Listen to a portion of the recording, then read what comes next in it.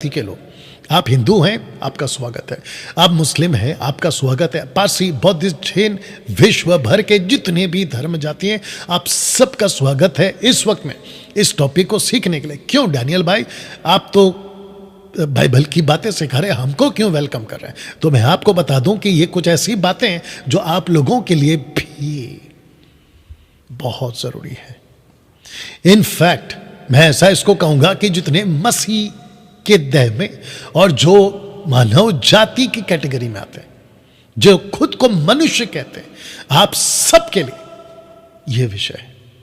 तो मैं वेलकम करता हूं। आइए सुकून से बैठिए, प्रार्थना पूर्वक बैठिए मसीह लोग, और जो अविश्वासी लोग हैं बैठ जाइए कहीं पर। कुछ 1-1.5 घंटा आपके बीच में परमेश्वर के अद्भुत प्रकाशन को, अद्भुत बातों को, जिससे आपकी जिंदगी बदल सकती है, ऐसी बातों को मैं इस वक्त में रखने जा रहा हूं। तो मैं सबको पूछूंगा, एमएमबी के जितने लीडर्स, पास्टर्स, क्या आप जुड़ चुके हैं?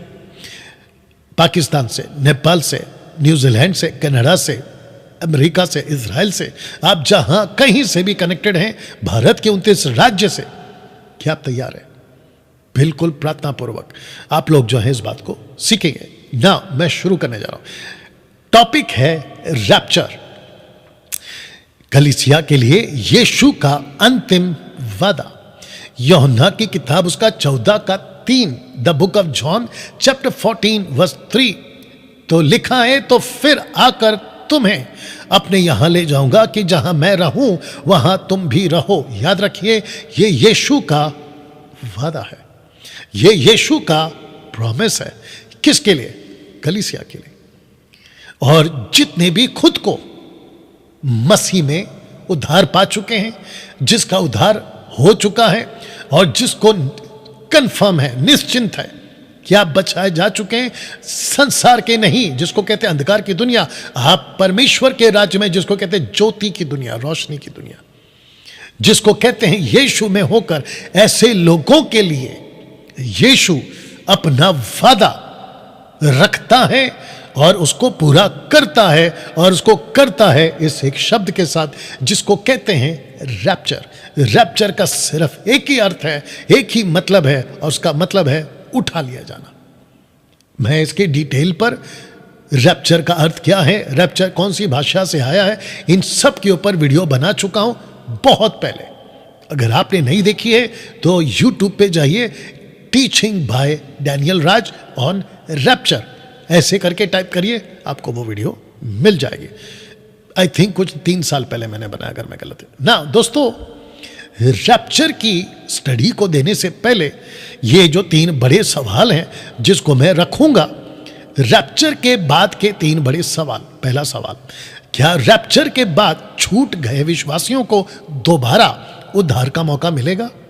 दूसरा, क्या रैप्चर के बाद अन्य जातियों को उद्धार का मौका मिलेगा? Question mark. तीसरा, क्या रैप्चर के बाद यहूदियों को सुसमाचार सुनाया जाएगा? Question mark. तो इन सभी तीनों सवालों का जवाब देने से पहले मैं चाहता हूं कि आपके बीच में कुछ बातों को रखूं। तो लिखा है कि यहां से कुछ समझिए, वो क्या है, ध्यान दीजिएगा। लिखा है कि आदम, माफ करना, अदन की वाटिका से नूह के जहाज तक, अब्राहम से यूसुफ तक का सफर, मूसा से यीशु तक का सफर, यहोशू तक का सफर, राजाओं का दौर, गुलामी का दौर, और इन सब के बीच एक बात का जिक्र होता है। वो क्या है, आपके बीच में रखने जा रहा हूं। तो वापस कहता हूं कि अदन की वाटिका से नूह के जहाज तक, अब्राहम से यूसुफ तक का सफर, मूसा से यहोशू तक का सफर, राजाओं का दौर और गुलामी का दौर, इन सब के बीच में एक बात उठकर बार बार भविष्यवाणी के तौर पर लोगों ने कही, और वह है, ये पहला चित्र देख लो, कि एक अति प्राचीन आएगा और उसके लोग आएंगे। तो एक अति प्राचीन और उसके लोग, इसका दोनों का जिक्र, एक है दानियल की पुस्तक और दूसरा है रेवलेशन। और आप देख सकते हैं कि 7:9 और यहां 7:9, इन दोनों जगहों पर कुछ बातों का जिक्र, एक जिसका नाम है दानियल, दूसरा जिसका नाम है यूहन्ना, ये दोनों करते हैं ना। क्या लिखा है आपके बीच में रखने जा रहा हूं। दानियल की पुस्तक उसका 7:9 लिखा है कि मैंने देखते देखते अंत में क्या देखा कि सिंहासन रखे गए, कोई अति प्राचीन विराजमान हुआ, उसका वस्त्र हिमसा उजला और सिर के बाल निर्मल उन सरी के थे, उसका सिंहासन अग्निमय और उसके पहिए धधकती हुई आग के से देख पड़ते थे। ये वाला चित्र। वचन 10 लिखा है कि उस प्राचीन के सम्मुख से आग की धारा निकलकर बह रही थी। अब जरा ध्यान दीजिएगा, लिखा है कि हजारों हजारों लोग उसकी सेवा टहल कर रहे थे, लाखों लाख लोग उसके सामने हाजिर थे। फिर न्यायी बैठ गए और पुस्तकें खोली गई। अब इसको पढ़िएगा, रेवलेशन चैप्टर 7:9 लिखा है कि इसके बाद मैंने दृष्टि की और देखो हर एक जाति, एक, दूसरा कुल, तीसरा लोग और चौथा भाषा, जिसको कहते हैं ट्राइब, लैंग्वेज, पीपल, नेशन। लिखा है कि भाषा में से एक ऐसी बड़ी भीड़ जिसको कोई गिन नहीं सकता था, श्वेत वस्त्र पहने हुए, अपने हाथों में खजूर की डालियां लिए हुए सिंहासन के सामने और मेमने के सामने खड़ी है। अब ये वाला वचन और ये वाला वचन आप दोनों को मैच कर सकते हैं, जिसके चलते मैंने कहा था कि ऐसी कुछ बातें हुई थी ओल्ड टेस्टमेंट में, अदन की वाटिका से नूह के जहाज बनने तक, अब्राहम से यूसुफ तक के सफर में, मूसा से यहोशू तक के सफर में, राजाओं के दौर के दरमियान और गुलामी के दौर के दरमियान, मेजर प्रॉफिट, माइनर प्रॉफिट, ये जितने भी आए थे उन्होंने इन बातों की प्रोफेसी करी थी। वाह, इन बातों की ही प्रोफेसी करी थी। Can you believe this? तो जिसके चलते ये दो वचन और इसके अंदर आपको दो दृश्य, जी हां, अति प्राचीन और उसके लोग, ये प्रश्न उठता है कौन है? हजारों हजार लोग और लाखों लाख लोग। मैं इसको हाईलाइट कर रहा हूं। इस रैप्चर के अंदर कलीसिया एक ऐसा सेवक जिसको पौलुस कहते हैं, उसने पहले कुरिन्थियों 1:2 में इस बातों को रखा था। वो कहता है कि जो भीड़ लाखों लाख, हजारों हजार, वो जो गिनती नहीं कर सकते। क्यों? क्योंकि जब यूहन्ना दृश्य को देख रहा था, बहुत ध्यान से सुनना, लिखा है कि गिनती नहीं कर सकते थे क्योंकि ऐड होते जा रहे थे, आत्माएं बचाई जा रही थी, लोग जुड़ते जा रहे थे, पृथ्वी पर उद्धार पा रहे थे, उनकी आत्माओं की रजिस्ट्री होती चली जा रही थी। और जिसके चलते उसने कहा मैं गिनती नहीं कर पा रहा, गिनती नहीं हो पा रही थी। एक ऐसी बड़ी भीड़ जिसको देखा गया, और लेखक कहता है कि वो भीड़ को एक नाम देता है, कहता है परमेश्वर की कलीसिया। जरा शब्द पे ध्यान दीजिएगा कि परमेश्वर की उस कलीसिया, ये कलीसिया कहां थी? ये कलीसिया यहां थी। ये किसके साथ थी? ये अपने अति प्राचीन के साथ थी। ये प्राचीन कौन है? ऑब्वियस है कि ये प्राचीन यीशु मसीह है। ये प्राचीन कौन है? ये उस कलीसिया का सिर है। ये उस कलीसिया जिसको आत्मिक भाषा में समझा जाएगा और वही लोग समझ सकते हैं, जिसको कहते हैं यीशु की दुल्हन, यीशु की कलीसिया। और यीशु उस कलीसिया, उस दुल्हन का सिर है, जिसको पौलुस भी कहता है कि कलीसिया का सिर, पुरुष का सिर उसका मसीह है। यानी कि कलीसिया का सिर यीशु है जो दुल्हा है। तो यीशु जिसको कहते हैं उसकी कलीसिया, यहां पे आप शब्द को पढ़ सकते हैं, और यीशु उस कलीसिया का सिर है। और ये कलीसिया कहता है ये परमेश्वर की कलीसिया है, जिसको परमेश्वर ने ये मर्जी तय करी, परमेश्वर ने ये इच्छा को जाहिर किया कि मैं ऐसी कलीसिया बनाऊंगा अपने अति प्राचीन परमेश्वर पुत्र यीशु मसीह के लिए। दोस्तों, बहुत गहरा सब्जेक्ट है, बहुत डीप स्टडी है, जिसके अंदर मैं सब कुछ आपके बीच में नहीं रख पाऊंगा, लेकिन जो मकसद के साथ मैं रैप्चर की स्टडी दे रहा हूं, मैं उस मकसद को आपके बीच में रख रहा हूं। और ये पहला मेरा मकसद आपको ये समझाना है, जो अभी मुझे देख रहे हैं, कि आपके बीच में बताता चलूं कि परमेश्वर की कलीसिया, परमेश्वर की कलीसिया, ये लाखों लाख कौन है, ये हजारों हजार कौन है, जिसकी गिनती नहीं कर पा रहा था लेखक। यूहन्ना कहता है ये परमेश्वर की कलीसिया। ना, शब्द को ध्यान दीजिए, जैसे मैं आगे पढ़ रहा हूं, शुरू से पढ़ दे रहा हूं। लिखा है कि परमेश्वर की उस कलीसिया जो मसीह यीशु में पवित्र और पवित्र होने के लिए बुलाए गए। इसका मतलब क्या है? जब यीशु खुद को अपने साथ जोड़ देता है इस कलीसिया के साथ में, तो वो खुद को, अपने आप को कहता है कि मैं इसका सिर हूं। और जो कलीसिया है उसको कहता है कि ये मेरी देह है, जिसके चलते ये चित्र मैंने समझाने की कोशिश की है कि एक पूरा का पूरा शरीर है। मैंने किसी अति प्राचीन को देखा, उसका पूरा वस्त्र सफेद था, जिसके चलते मैं चित्र को फिर रख दे रहा हूं। उसके पहिए अग्निमय थे। और आपको बताता चलूं कि परमेश्वर अपने लोगों को धधकती आग कहता है। अगर आपको पता होगा, परमेश्वर ने पेंतिकोस्त के दिन जो जीबे फट रही थी उसको आग के रूप में भेजा था, अगर आपको याद होगा, जिसके चलते परमेश्वर अपने आप को जोड़ता है सर के रूप में, हेड, और अपने देह को कहता है, यानी कि कलीसिया को कहता है ये मेरी देह है। कलीसिया का सिर, कलीसिया एक देह। दोस्तों, जिसके चलते रैप्चर और चर्च कनेक्शन आपके बीच में इस वक्त में मैं रखने जा रहा हूं। आशा करता हूं कि आप अभी तक इस बात को समझ चुके हैं ना। ध्यान दीजिएगा, कलीसिया की योजना, शब्द को ध्यान दीजिएगा, लिखा है सनातनी। सनातनी थी कलीसिया की योजना, सनातनी थी। और इसका कुछ स्क्रिप्चर्स आपके बीच में रख रहा हूं। सबसे पहले पौलुस क्या कहता है? एक्ट्स चैप्टर 20 वर्स 27 में कहता है, क्योंकि मैं परमेश्वर की सारी मनसा को तुम्हें पूरी रीति से बताने से ना झिझका। आपके बीच में एक और चीज को रख देता हूं, और जितने फेसबुक पर देख रहे हैं, रिक्वेस्ट है खूब शेयर करिए, वॉच पार्टी करिए, ठीक है ना।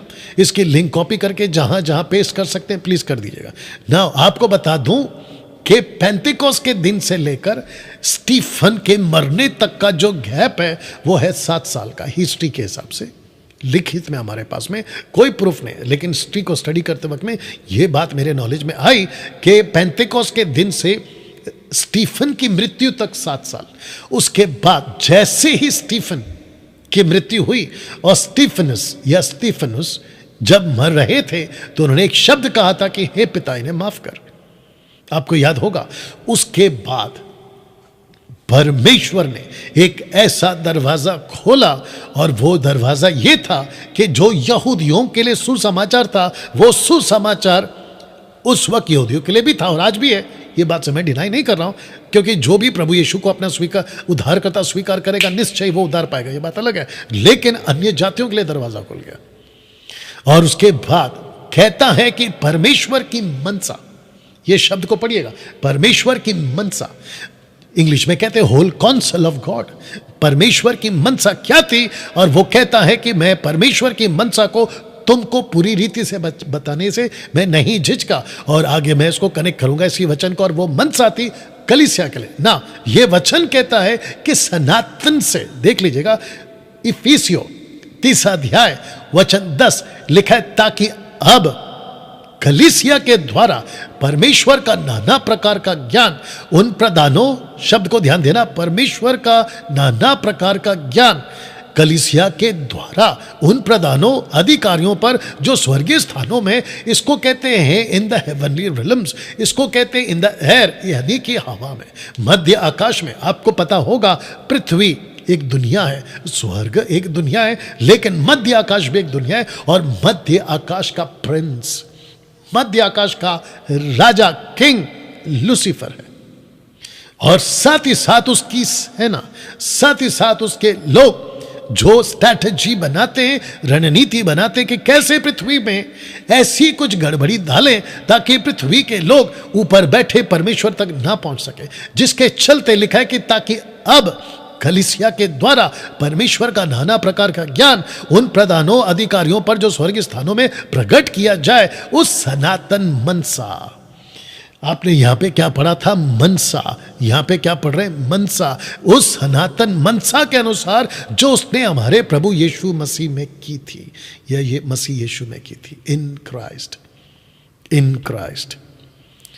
अब इसको पढ़िएगा, पहला पत्रस 1:12 लिखा है कि उन पर यह प्रकट किया गया कि वे अपनी नहीं वरन तुम्हारी सेवा के लिए ये बातें कहा करते थे, जिनका समाचार अब तुम्हें उनके द्वारा मिला, जिन्होंने पवित्र आत्मा के द्वारा जो स्वर्ग से भेजा गया तुम्हें सुसमाचार सुनाया। और इन बातों को स्वर्गदूत भी ध्यान से देखने की लालसा रखते। इसका मतलब है कि ऊपर जो प्रॉफिट्स थे ओल्ड टेस्टमेंट में, याद होगा ना, अदन की वाटिका से नूह तक का याद आ गया, कुछ अब्राहम से यूसुफ तक का याद आया आपको वो जर्नी, तो जिसके चलते उनको प्रकट किया गया और उनको रखा गया और वो सुसमाचार हमको दिया गया। और कहता है कि स्वर्गदूत भी ध्यान से देखने की लालसा रखते थे कि ये हो क्या रहा है। एंजल्स, जिसको कहते हैं स्पिरिचुअल बीइंग्स, वो सब के सब ये देखना चाहते थे कि ऐसा कौन सा ज्ञान है जो कलीसिया के द्वारा पृथ्वी पर लाया जाएगा। इसका मतलब है कि जो अभी मैं बात कर रहा हूं, मैं कलीसिया हूं। आप जब मुझे सुन रहे हैं, मैं कलीसिया हूं। यीशु की मैं देह हूं और यीशु इस देह का सिर है। और यीशु कहता है कि डैनियल, इस पृथ्वी पर मेरा ज्ञान जो कलीसिया के द्वारा आएगा, अंधकार की ताकतों को और साथ ही साथ जो पृथ्वी पर रहते उनको, और साथ ही साथ जो स्पिरिचुअल बीइंग्स हैं, गुड एंजल्स, उन सबको ये बातों का ज्ञान उनको दिया जाए। पौलुस के वक्त से शुरू हो चुका था और 21वीं सदी में जब तक मसीहा नहीं आता ये ज्ञान देता जाएगा, दिया जाता रहेगा, आगे भी जारी रहेगा और वो दिया जाएगा कलीसिया के द्वारा। वाह दोस्तों, कैसा लग रहा है? तो इसका मतलब यहां हुआ कि कलीसिया, जिसके लिए परमेश्वर की सनातन शब्द को याद रखना कि कलीसिया यूं ही नहीं आए हैं। दूसरे शब्दों में, आप जब मुझे सुनते हैं, जी आप जब मुझे सुनते हैं कि डैनियल राज कहता है कि कलीसिया रिलीजियस नहीं होनी चाहिए या किसी डिनोमिनेशन का हिस्सा नहीं है, वो क्यों? अब आपको पता चला होगा, क्योंकि कलीसिया को अति प्राचीन के साथ जोड़ा गया। कलीसिया को उन लाखों हजारों लोगों को कलीसिया के रूप में जोड़ा गया है इन वचनों के हिसाब से। और यही वजह है कि हम धार्मिक, रिलीजियस और क्या कहते हैं डिनोमिनेशन, उसके हिस्से नहीं है, बल्कि हम यीशु की देह हैं। और यही वजह है कि संस्था वाले मुझे हजम नहीं करेंगे, संस्था वाले मेरी बातों को ग्रहण नहीं कर पाएंगे, उनको गले से नहीं उतरेगी कई बातें, जिसके चलते परमेश्वर आज इस रैप्चर के डिफरेंट एंगल में आपसे बात कर रहा है कि मेरी कलीसिया है जिसके द्वारा मैं ज्ञान को दूंगा। मध्य आकाश की उस काली दुनिया के लिए, पृथ्वी के ऊपर जो पतन किए हुए दुनिया है, जो पृथ्वी श्रापित है, छुटकारा पाना चाहती है, और उसके अंदर जो बच्चे पैदा होते ह्यूमंस, उन सब को जो पाप के अधीन है कैसे छुड़ा सकें, उसके लिए पौलुस एक और बात को रखता है। और वो इफिसियों 5:32 में कहता है, यह भेद तो बड़ा है, ये एक बहुत बड़ा भेद है, जिसको इंग्लिश में लिखा ग्रेट मिस्ट्री, बड़ा भेद। अब ये भेद किसके बारे में है डैनियल भाई? ये भेद है, पर मैं मसीह और कलीसिया के विषय में कहता हूं। ये कलीसिया का भेद है। इफिसियों की किताब, इसी पुस्तक में पहले अध्याय में वचन 18 से लेकर अगर आप पढ़ते हो 21, 22, 23, 24, अगर मैं गलत नहीं हूं, लिखा है कि इसी यीशु को परमेश्वर ने मुर्दों में से जिलाकर स्वर्गीय स्थानों में बिठाकर सारी प्रधानता अधिकार उसके अधीन कर कर जब यीशु को दे दिया, तो जानते हो यीशु ने क्या किया? उसी अथॉरिटी को, उसी अधिकार को, उसी कुंजी को जो पतरस को कहा, मत्ती 16:18 से अगर आप पढ़ोगे, कहता है कि पतरस ये ले कुंजी, कीज, कुंजियां, और अधोलोक के हिडीस, अधोलोक के फाटक इसके ऊपर प्रबल नहीं होंगे। Can you believe this? Now दोस्तों, ऐसा क्यों कहता है पौलुस? ये भेद बड़ा है। क्यों मसीह के विषय में ये क्यों कहता है? क्योंकि यीशु के बारे में पौलुस को जितना प्रकाशन मिलता था, कलीसिया के बारे में, वो कलीसिया को और यीशु को छोड़ता चला जाता था। अगर आपको याद होगा दानियल 7:9, ये रेवलेशन 7:9, अगर आपको याद होगा, वो अति प्राचीन जिसको दानियल नबी ने देखा, और पौलुस कहता है कि ये भेद बड़ा है। आप जब मुझे सुन रहे हैं, आप कौन हैं? आप कलीसिया हैं। आप जिसको सुन रहे, यानी कि मैं दानियल राज कौन हूं? मैं कलीसिया हूं। आप किसकी सुन रहे हैं? कलीसिया की। मैं किसको रिप्रेजेंट कर रहा हूं, प्रतिनिधि कर रहा हूं? उसको जिसको कहते हैं अति प्राचीन। इसलिए मैंने कहा कि हिंदू हो, मुस्लिम हो, बौद्धिस्ट हो, पारसी हो, आप दुनिया के किसी भी जाति धर्म के दोस्तों, ये शब्द और ये बातें आपके लिए, और वो परमेश्वर कहता है कि ये ज्ञान देख लीजिएगा, कलीसिया के द्वारा पृथ्वी के लोगों पर, मध्य आकाश के लोगों पर प्रोफेसी के रूप में नीचे दिया गया था, जिसकी इंतजार स्वर्गदूत तक कर रहे थे। तो जिसके चलते ये कलीसिया एक बहुत बड़ा भेद है। और वक्त रहते रहते परमेश्वर आने वाले दिनों में हमें और भी प्रकाशन इसका देगा ना। दोस्तों, यूहन्ना 14:3, अगर आपको याद होगा, मैंने कहा था कि उसका एक वादा है। लिखा है, तो मैं फिर आकर तुम्हें, शब्द को देखिएगा, उसको मैंने कलीसिया से जोड़ा है, तुम्हें, इसका मतलब है कलीसिया, अपने यहां ले जाऊंगा कि जहां मैं रहूं वहां तुम, यानी कलीसिया भी उसके साथ रहेगी ना। दोस्तों, आशा करता हूं कि आप यहां तक बात को समझ गए। अब इसको समझिएगा। लिखा है द मिलेनियम। मिलेनियम जो है दो शब्दों के साथ में जोड़कर लिखा गया है, जिसका पहला शब्द होता है हजार और फिर उसका दूसरा शब्द होता है सालों, यानी कि हजारों सालों। मिलेनियम, ये दो शब्दों से, मैं इसके ऊपर ज़्यादा वेस्ट नहीं करूंगा टाइम, क्योंकि आप लोगों को आगे जाके जब मिलेनियम के ऊपर बात करूंगा, अलग से स्टडी दूंगा तो बता दूंगा। तो लिखा है the millennium rain of Christ on earth with his people. आप देख लीजिएगा, उसके लोगों के साथ, और वो भी कितने साल? 1000 साल। 1000 साल का राज्य इस पृथ्वी पर आएगा। पहला कुरिन्थियों 6:2 किसको कहता है? कलीसिया को कहता है। क्या तुम, ये देख लीजिए, कलीसिया, मैंने जानबूझकर ये चित्र को रखा, ये चित्र है, मात्र चित्र है। इसको लेकर यीशु से, कलीसिया से नहीं जुड़ना, लेकिन आपको समझाने के लिए चित्र का सहारा लेता हूं, जो कि मैं हमेशा कहता हूं। पहला कुरिन्थियों 6:2 कहता है, क्या तुम नहीं जानते कि तुम के पवित्र लोग जगत का न्याय करेंगे? पवित्र लोग कौन है? कलीसिया। कलीसिया, अगर आपको याद होगा कि परमेश्वर ने अपनी कलीसिया को पवित्र होने के लिए बुलाया, उसको आगे रखूंगा ना। रेवलेशन चैप्टर 20:4, प्रकाशित वाक्य उसका 20:4 लिखा है, फिर मैंने सिंहासन देखे, प्लूरल फॉर्म है, थ्रोन्स इंग्लिश में अगर आप पढ़ोगे तो थ्रोन्स है, प्लूरल फॉर्म में लिखा है कि मैंने सिंहासन देखे, उस पर लोग बैठ गए और उनको न्याय करने का अधिकार दिया गया। अगर आपको समझ में आ गया होगा ये वाला पोस्ट, ओके ना। शब्द को ध्यान दीजिएगा। उनकी आत्माओं को भी देखा जिनके सिर यीशु की गवाही, न्यू टेस्टमेंट देने और परमेश्वर के वचन, ओल्ड टेस्टमेंट के कारण काटे गए थे। इसका मतलब है न्यू टेस्टमेंट, ओल्ड टेस्टमेंट दोनों को लिखा गया। जिन्होंने ना उस पशु की, ना उसकी मूरत की पूजा की थी, ना उसकी छाप अपने माथे और हाथों पर ली थी। जरा शब्द को ध्यान देना। वे जीवित होकर मसीह के साथ 1000 वर्ष तक राज्य करते रहे। अब जब मैं बात कर रहा हूं न्यू टेस्टमेंट, ओल्ड टेस्टमेंट की, तो मैं बात कर रहा हूं उस वक्त जिनको सुसमाचार सुनाया जाएगा।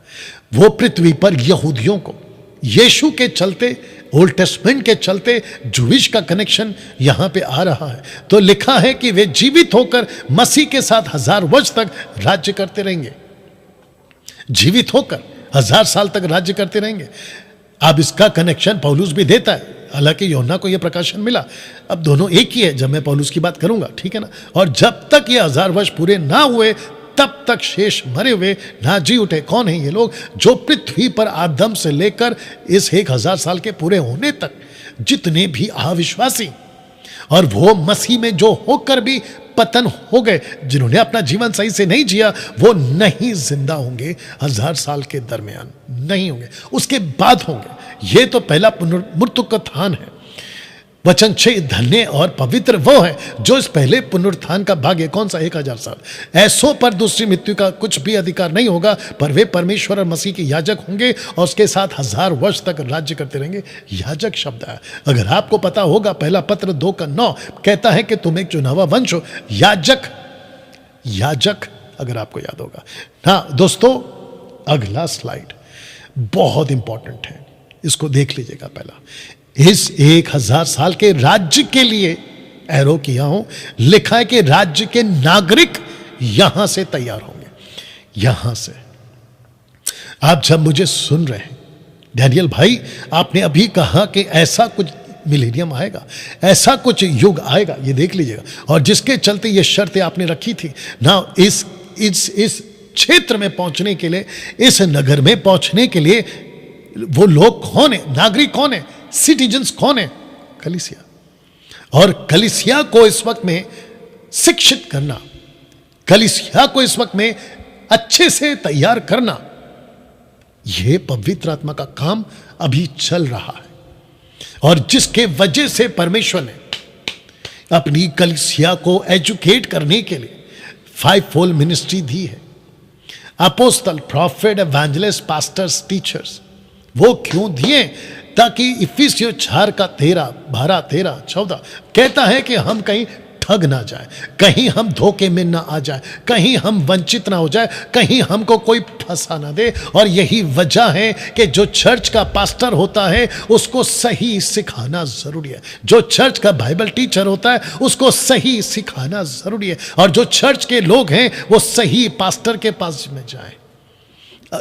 देखिए, प्रश्न उठता है अभी भी, और जिसको मैं हमेशा कहता हूं, अगर शिक्षक सही है तो शिक्षा सही है, और अगर शिक्षा और शिक्षक सही है तो कलीसिया सही है, नहीं तो सब बेड़ा गर्क। क्या आपका पास्टर आज सही है? क्या आपका चर्च में जो पास्टर शिक्षा देता है क्या वो सही है? क्योंकि यहीं से नागरिक तैयार होंगे। और जिसके चलते मैंने ये रखा है कि this is training time for raining time, this is training time for raining time.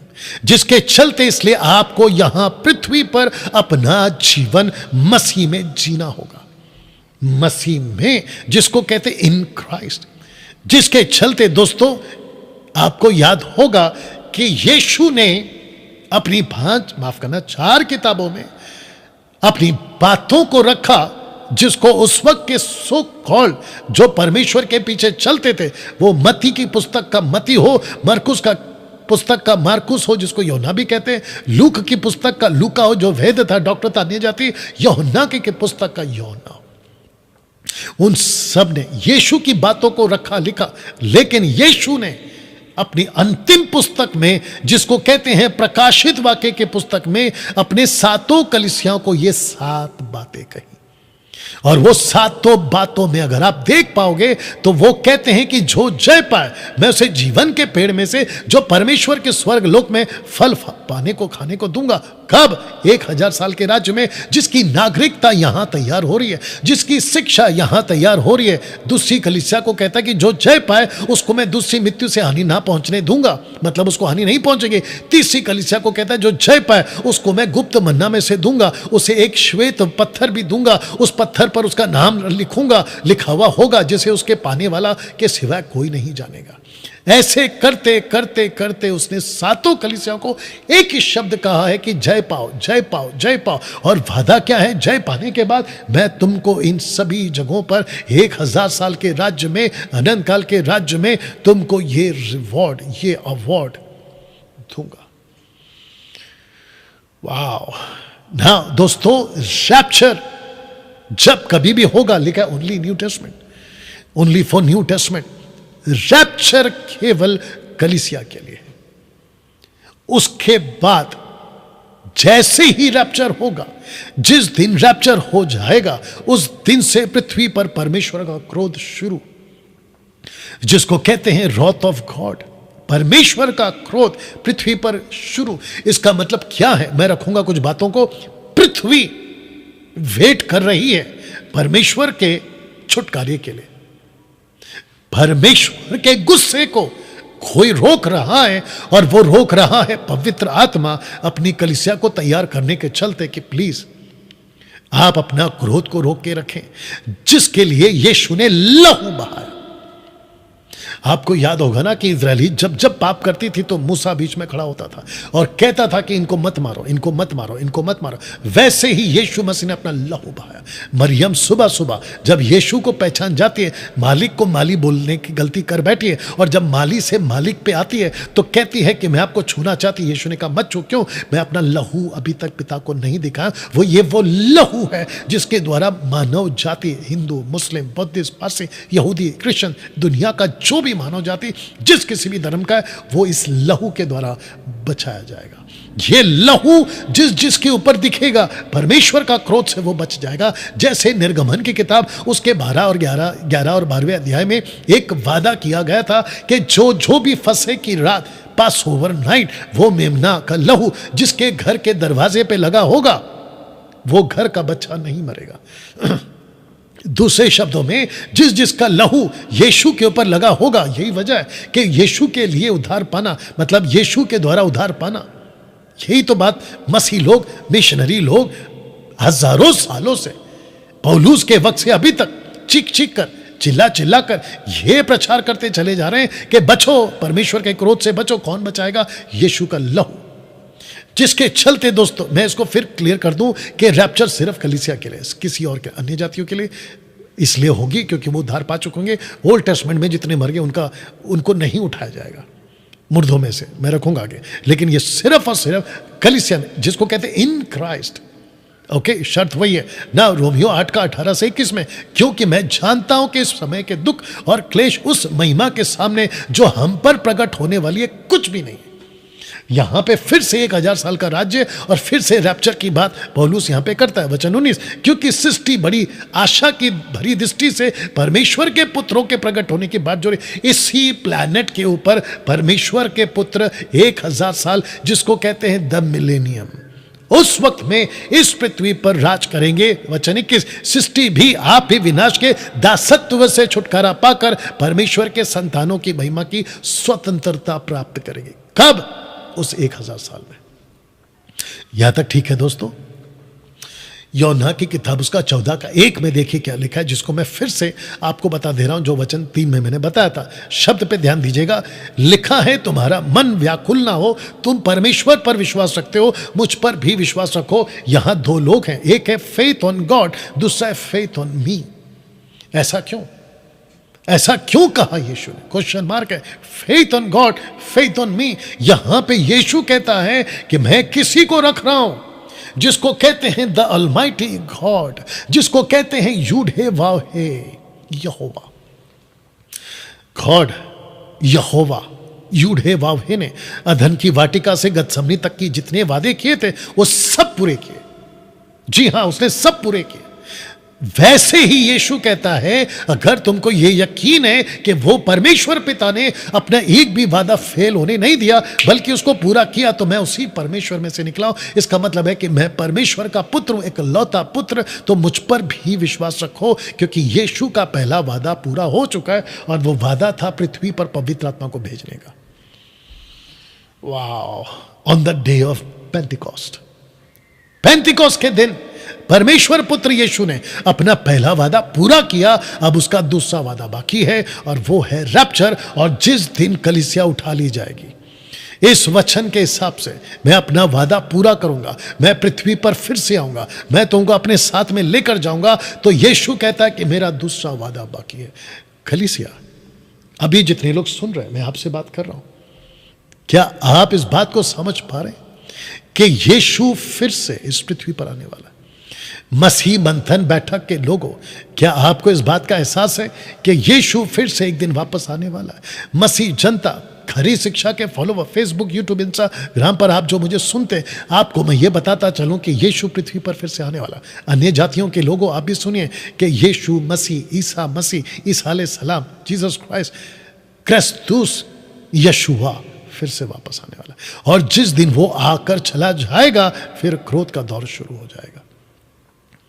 इसका मतलब आपने कोविड-19 के वक्त में जो दृश्य देखा, दुनिया हिल चुकी थी, बड़े बड़े कंट्रीज हिल चुके थे, जिनके घुटने टिकवा दिए थे इस एक छोटी सी कोविड बीमारी ने। अब आप सोच के देखिए, अगर बीमारी इंसानों की यह हालत कर सकती है, वो परमेश्वर जिसने सब कुछ को बनाया, अगर उसका क्रोध पृथ्वी पर आ गया, रैप्चर के होने तक, यीशु के दूसरे वादे के पूरे होने तक, मुझको, कलीसिया को, आपको जो अभी देख रहा है उसको, और इस प्लैनेट पे जितने भी मानव जाति की कैटेगरी में आते हैं, उन सबको एक मौका है परमेश्वर के क्रोध से बचने का,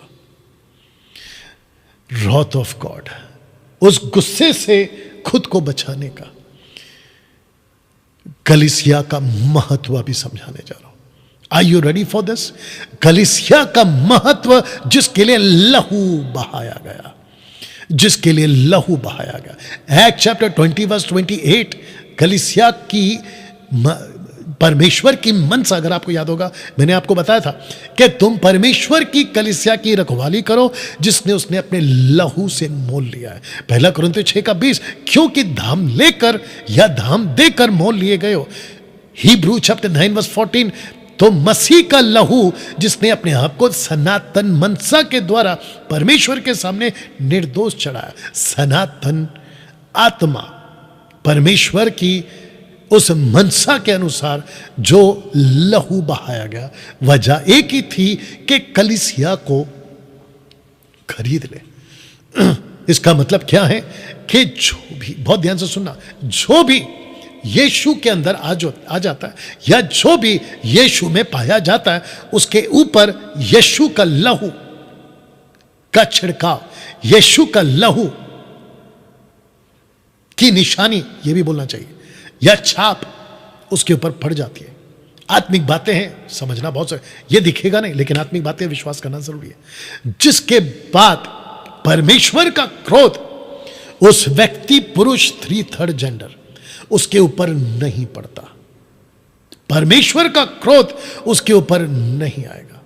जैसे इजिप्ट में उस रात, जिसको कहते हैं कि पास ओवर नाइट, फंसे की रात, उस दिन परमेश्वर का वो गुस्से का दूत, मृत्यु का दूत जब गुजर रहे थे, तो जानते हो, जिस जिसके दरवाजे पे लहू लगा था, उसमें से किसी की मौत नहीं हुई ना। दोस्तों, जब मैं बात कर रहा हूं कि कलीसिया खरीद ली गई है, यीशु के लहू से खरीद ली गई, तो शब्द कलीसिया यीशु ने जब कहा पहली बार पतरस को, तो उसको ग्रीक शब्द में एक्लेसिया, एक्लेसिया, एक्लेसिया, जिसका अर्थ होता है कॉल्ड आउट, बुलाना। कहां से बुलाना? संसार से बुलाना। कहां से बुलाना? उस पाप से बुलाना। कहां से बुलाना? शैतान के चुंगल से उसको छुटकारा देकर बुलाना। Called out for what? किस लिए बुलाया?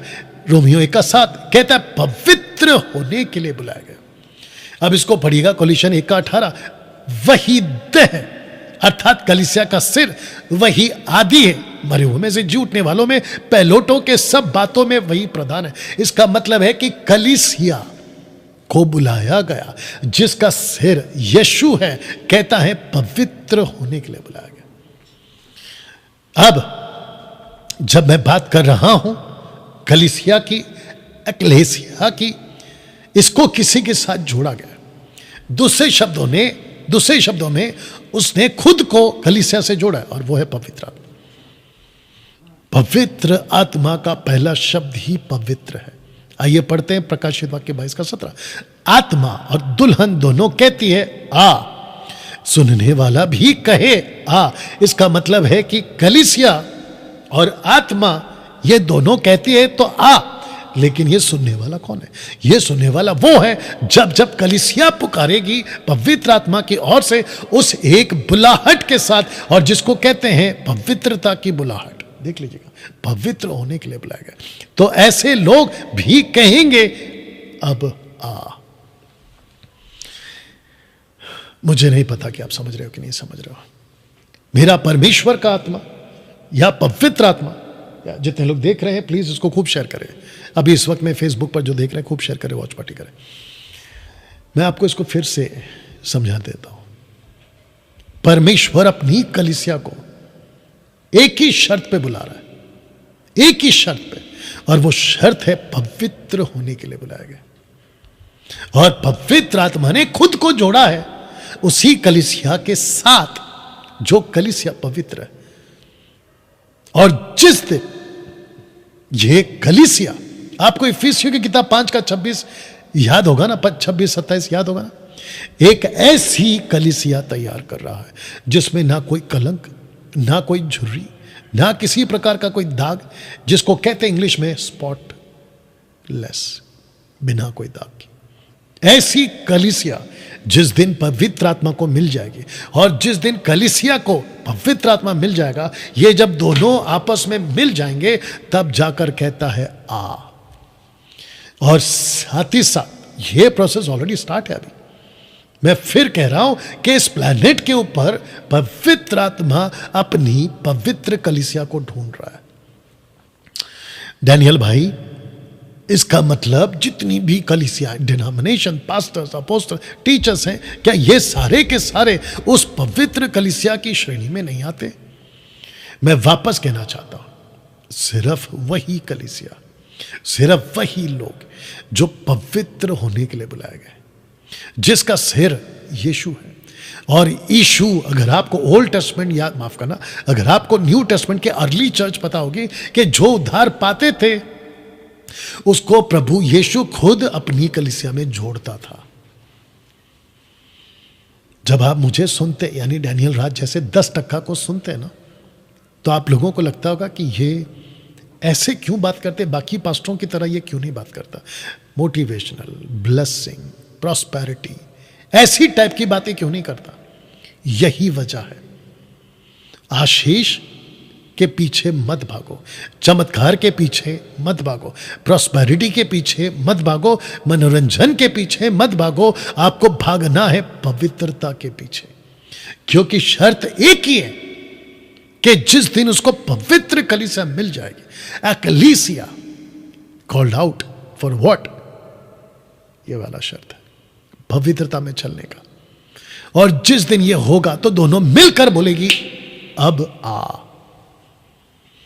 और जिस दिन ऐसा हो जाएगा, यीशु की कलीसिया की प्रिपरेशन चल रही है। मैं वापस कह रहा हूं, मेरा प्रश्न यह है कि आप उसमें हो? क्या आप खुद की तैयारी उस पवित्रता में कर रहे हो? जो भी मुझे अभी सुन रहा है, एक और कह देता हूं, आप में से जो मुझे पसंद नहीं करते, मेरी आप लोगों से हाथ जोड़कर विनती है, कम से कम इसको तो समझ लो। जो जिस चर्चों में मेरी अनाउंसमेंट होती है मेरे नाम की कि डैनियल राज की वीडियो मत देखो, अगर आपके हाथ ये वीडियो लग गई है, मेरी आप लोगों से रिक्वेस्ट है, कम से कम इस वीडियो को एक बार देख लो। ये बहुत जरूरी है ना दोस्तों। एक एग्जाम्पल रख रहा हूं ओल्ड टेस्टमेंट का, और उसको कहते हैं सदोम और गमोरा का एक दृष्टांत। एग्जाम्पल के तौर पे लूत को पतरस याद करता है, और लूत की पत्नी को यीशु ने याद किया था कि उसको भूलना नहीं। अब ऐसा क्यों, मैं आपको बताता हूं। 2 पीटर चैप्टर 2:7 लिखा है कि धर्मी लूत, ओके, जब आप ये जो मिस्टेक है ना, धर्मी का जो मात्रा है, वो मेरा कंप्यूटर उसका हिंदी फॉन्ट एक्सेप्ट नहीं कर रहा है, इसकी वजह से ये मिस्टेक है, तो उसको इग्नोर करिए। लिखा है कि धर्मी लूत को, जो अधर्मियों के अशुद्ध चाल चलन से बहुत दुखी था, छुटकारा दिया। अब इसको सुनिएगा, क्योंकि वह धर्मी उनके बीच रहते हुए उनके अधर्म के कामों को देख देख कर, दूसरा सुन सुनकर हर दिन प्रतिदिन अपने सच्चे मन को पीड़ित करता था। इसको बोलते बोलते आपको मैं पूछना चाहता हूं कि आज आप जिस दुनिया में रह रहे, ये ऐसी दुनिया है जो सदोम और गमोरा से कई गुना ज्यादा पापी है। सदोम और गमोरा का पॉपुलेशन कम था उस वक्त में, 1-2 शहर का नाम है ये, सदोम और गमोरा। लेकिन आज एक, क्या कहते हैं उसको, 8 बिलियन पॉपुलेशन इस दुनिया के अंदर, 90% से भी ज्यादा पृथ्वी करप्ट हो चुकी है। नशा खुलेआम बिक रहा है, नशा खुलेआम पिया जा रहा है, सड़कों पे नशा चल रहा है, व्यभिचार सड़कों पे खुलेआम, और ऐसे कई पाप है, नक्सलाइट, आतंकवाद, भ्रष्टाचार, चोरी, कत्ल, ऐसे धोखाबाजी, बहुत कुछ चल रहा है, जिसके चलते मैं आपसे पूछना चाहता हूं, आप जब इस प्लेनेट पे जी रहे हो, तो क्या खुद को लूत कहता है मैं खुद को पीड़ित करता हूं? जानते हो, जब ये दो स्वर्गदूत लूत के पास जा रहे थे और जैसे वो शहर के नजदीक पहुंचे, जेनेसिस चैप्टर 19 अगर मैं गलत नहीं हूं बस 1 और 2, तो लिखा है कि लूत दरवाजे के पास, कौन से?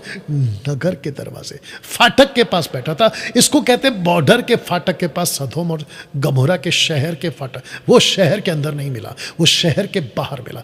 पतरस क्या कहता है कि इस पृथ्वी पर हम परदेसी हैं, हम स्ट्रेंजर्स हैं। तो लिखा है कि प्रतिदिन वो खुद को दुखी करता था। मैं लगे हाथ आपसे पूछना चाहता हूं, आप खुद को दुखी करते हैं? आप जब चीजों को देखते हैं आप उसको आनंद लेते हैं? जैसे कि आजकल मैं बीच में बोला भी था, बहुत सारे लोग कहते हैं अरे चलता है थिएटर जाना, पिक्चर जाना, पिक्चर के गाने मोबाइल में रख के सुनना, अरे चलता है, ठीक है, आनंद तो लेना ही पड़ेगा ना। इसको देख लो फिर, अब इसको पढ़िएगा वचन 9, तो प्रभु के भक्तों को परीक्षा में से निकाल लेना और अधर्मियों को न्याय के दिन तक दंड की दशा में रखना भी जानता है। इसका मतलब है कि प्रभु, पतरस यहां पे कहना चाहता है कि प्रभु लोगों को रैप्चर में उठाना जानता है और महाक्लेश में फंसाना। वाह, द ग्रेट ट्रिब्यूलेशन, अभी मैं रखूंगा उसको। तो मेरा क्वेश्चन ये है, ये इस वचन के हिसाब से, क्या इस वक्त जब आप मुझे सुन रहे हैं, क्या आप वो एक्लीसिया हो जिसको परमेश्वर ने पवित्रता की बुलाहट दी? मैं वापस कहता हूं, अगर तुम नशा कर रहे हो तो तुम यीशु की वो कलीसिया नहीं हो जिसको बुलाया गया पवित्रता। अगर तुम सिगरेट, दारू, बियर, वाइन पी रहे हो तो तुम यीशु की वो कलीसिया में नहीं हो जिसको पवित्रता के लिए बुलाया गया। अगर तुम घूस में पैसे खाते हो या घूस देते हो या ब्याज पे पैसे देते या लेते हो तो तुम उस कलीसिया के हिस्सेदार नहीं बनेगे जिसको पवित्रता में बुलाया गया। तुम्हारा आत्मिक जीवन इस प्लेनेट पे सही नहीं है, तुम अधीनता में नहीं हो। परमेश्वर से प्रेम, परमेश्वर के लोगों से प्रेम, पवित्रता में जीना, संसारिक बातों से अलग रहना। अगर इस तरीके से, जैसे लूत ने खुद को दुखी किया, अगर आप इस तरीके से अपना मसीह जीवन नहीं जीते हैं, आप उस ब्लेसेड होप के भागी नहीं। ब्लेसेड होप एक ऐसा एंगल है जिसको ब्लेसेड होप टाइटस लिखता है। ब्लेसेड होप, जिसका हिंदी शब्द है धन्य आशा। इस पृथ्वी पर आप और मैं सब के सब पृथ्वी पर मौजूद हैं उस धन्य आशा के साथ में। केवल कलीसिया के लिए ब्लेसेड होप है। कौन सी कलीसिया? आपको अभी बता चुका हूं, ऐसी कलीसिया जो पवित्रता के लिए बुलाई गई है, सब कलीसिया के लिए नहीं है। इसको सुनिएगा, तीतुस की किताब उसका 2 का 13-14, टाइटस चैप्टर 2 13-14, ब्लेसेड होप, धन्य आशा लिखा है कि उस धन्य आशा की, अर्थात अपने महान परमेश्वर और उद्धारकर्ता यीशु मसीह के प्रकट होने की बात। ये शब्द क्या है? प्रकट होना, रैप्चर। मध्य आकाश में यीशु मसीह आएगा, मैं रखूंगा, प्रकट होने की बात जोते हैं। अब इसको पढ़िएगा वचन 14, जिसने अपने आप को हमारे लिए दे दिया, हमें हर एक प्रकार के अधर्म से छुड़ा ले और शुद्ध करके, शब्द को ध्यान देना, लिखा शुद्ध करके अपने लिए एक ऐसी जाति बना ले जो भले भले कामों में सरगर्म हो। एक ऐसी नेशन, एक ऐसी जाति, एक ऐसा राष्ट्र, एक ऐसा कौम जिसको कहा गया है कि वो शुद्ध हो। मुझे अफसोस है कि आज 21वीं सदी में बहुत सारे चर्चों में संडे टू संडे के चर्च के पुलपिट पे जो सो कॉल्ड पास्टर होता है, मोटिवेशनल टाइप का, प्रॉस्पेरिटी टाइप का, जिब्रिश वाले, दाहिद के भूखे भेड़िए, वो पुलपिट पर ऐसी बातें नहीं कर रहे हैं आजकल। और ये बहुत बड़ा अफसोस और ये बहुत बड़ा दुख और ये बहुत बड़ी स्ट्रैटेजी है जिसके झांसे में, जिसके चक्कर में ये कलीसिया फंस चुकी है। मैं इस बात को रखूंगा आगे। एक शब्द और एक वचन रखने जा रहा हूं, एक्ट चैप्टर 1:11, जो 2 पुरुष, ऑफ कोर्स वो स्वर्गदूत हैं, ये 2 पुरुष, लिखा है कि जिस रीति से तुमने उसे स्वर्ग को जाते देखा उसी रीति वह फिर वापस आएगा। तो इसका मतलब क्या है कि मध्य आकाश में बादलों पर जो यीशु गया है वैसे ही वो तुमको फिर से उसी बादलों पर मध्य आकाश में तुमको लेने आएगा। मैं बीच बीच में बार बार मध्य आकाश क्यों कह रहा हूं, मैं कनेक्शन दूंगा। क्योंकि मध्य आकाश में ही रैप्चर होगा, और मध्य आकाश में ही लूसीफर बैठा हुआ है, और मध्य आकाश में ही काली दुनिया है, अंधकार की दुनिया है, जादू टोना की दुनिया है, अंधविश्वास की दुनिया है, सुपरस्टिशंस की दुनिया है ना दोस्तों। पहली बार यीशु ने रैप्चर शब्द, उठा लिए जाना का शब्द इस वचन में करा था। लूका 17:34 में, तुमसे कहता हूं उस रात 2 मनुष्य एक खाट पर होंगे, एक ले लिया जाएगा, दूसरा छोड़ दिया जाएगा। 35, 2 स्त्रियां चक्की पीसती रहेंगी, एक ले ली जाएगी, दूसरी छोड़ दी जाएगी। जिसको कहते हैं लेफ्ट बिहाइंड। ये ऐसा दुखद हादसा होगा उस दिन, 2 खेत पर 2 चक्कियों पर। ऐसा क्यों? सिंबॉलिक लैंग्वेज है ये, आत्मिक बातें हैं ये, इसको समझना होगा। 2 व्यक्ति खेत में, इसका मतलब है दोनों एक ही प्रोफेशन पर, 2 स्त्रियां एक ही प्रोफेशन है, यानी कि एक ही काम है, जिसको कहते हैं कि दोनों के दोनों एक ही कैटेगरी में, आत्मिकता वाली, विश्वास वाली, कलीसिया वाली। कलीसिया के हिस्से होकर भी, आत्मिकता में उद्धार पाकर भी आप ऐसा जीवन जी रहे हैं जहां आपको छोड़ दिया जाएगा। You will be left behind. अब आप सोच के देखिए, जब आप मुझे देख रहे हैं और इस वीडियो को देख रहे हैं, आपके दिमाग में यह बात को रख लीजिए, you will be left behind अगर आप उस कॉलिंग में नहीं है जिसको कहते हैं पवित्रता की, कलीसिया की कॉलिंग ना दोस्तों। यूहन्ना 2 में क्या कहा था यीशु ने, आइए सुनते हैं। मेरे पिता के घर में बहुत से रहने के स्थान हैं, यदि ना होते तो मैं तुमसे कह देता, क्योंकि मैं तुम्हारे लिए जगह तैयार करने जाता हूं। यदि मैं जाकर तुम्हारे लिए जगह तैयार करूं तो फिर आकर तुम्हें अपने यहां ले जाऊंगा, कि जहां मैं रहूं वहां तुम भी रहो। याद आ गया आपको? लाखों लाखों की भीड़, हजारों हजारों की भीड़, उस अति प्राचीन की हजारों की भीड़, उस अति प्राचीन की लाखों की भीड़, जिसकी तैयारी पृथ्वी पर हो रही है और जिसकी तैयारी कर रहा है पवित्र आत्मा। पवित्र आत्मा का काम लोगों को नीचे गिराना, उठा पटक करना, रबा रबा शबा शबा बुलाना नहीं है, बल्कि यीशु की कलीसिया को इस तरीके से तैयार करना ना दोस्तों। पौलुस को प्रकाशन का भंडार कहा जाता है। पौलुस को प्रकाशनों का बहुत सारा ज्ञान हासिल था कि ऊपर क्या हो रहा है, मध्य आकाश में क्या हो रहा है, जिसके चलते ये एक शब्द उसके टीचिंग में पाया गया, उसकी पत्री में पाया गया। ये वो कलीसिया है जिसको कहते थे थिस्सलुनीके की कलीसिया, जिसको आए मात्र 11 महीना, 1 साल 12 महीना, ऐसा कुछ या 10 महीना बोल सकते, जिसको कहते हैं बिल्कुल फ्रेश हिस्ट्री के हिसाब से, लिखित में कुछ भी नहीं है। 2 थिस्सलुनीकियंस चैप्टर 4:16 लिखा है, क्योंकि प्रभु, ब्रैकेट में यीशु हो रहा है, क्योंकि प्रभु यीशु आप ही स्वर्ग से उतरेगा। जब यीशु पृथ्वी पर आएंगे, उसकी सेना उसके साथ में नहीं है। बाकी जगहों पे अगर आप पढ़ोगे ना, आफ्टर द रैप्चर, उठा लिए जाने के बाद में आपको जब भी यीशु आता हुआ दिखेगा तो लिखा है उसकी सेना उसके साथ है, उसके दूत उसके साथ है, उसके लोग उसके साथ है, पवित्र लोग उसके साथ है। आपको हमेशा ऐसा मिलेगा। लेकिन यहां पौलुस ने नहीं कहा, बल्कि वो कहता है कि प्रभु आप उतरेगा। इसका मतलब है ही विल बी अलोन। वो जब नीचे आएंगे मध्य आकाश में अपना पैर जमीन पे नहीं रखेंगे, बल्कि मध्य आकाश में खड़े होंगे। मध्य आकाश में क्या है, मैं कनेक्शन दूंगा। मध्य आकाश में काली दुनिया है, मध्य आकाश में लूसीफर की दुनिया है।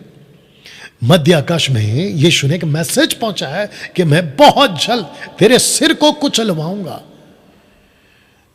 हिब्रू चैप्टर 10:12 अगर आपको याद होगा, रोमियो किताब उसका 16:20 अगर आपको याद होगा, बहुत जल्द मैं लूसीफर को तुम्हारे पांव तले कुचलवा दूंगा।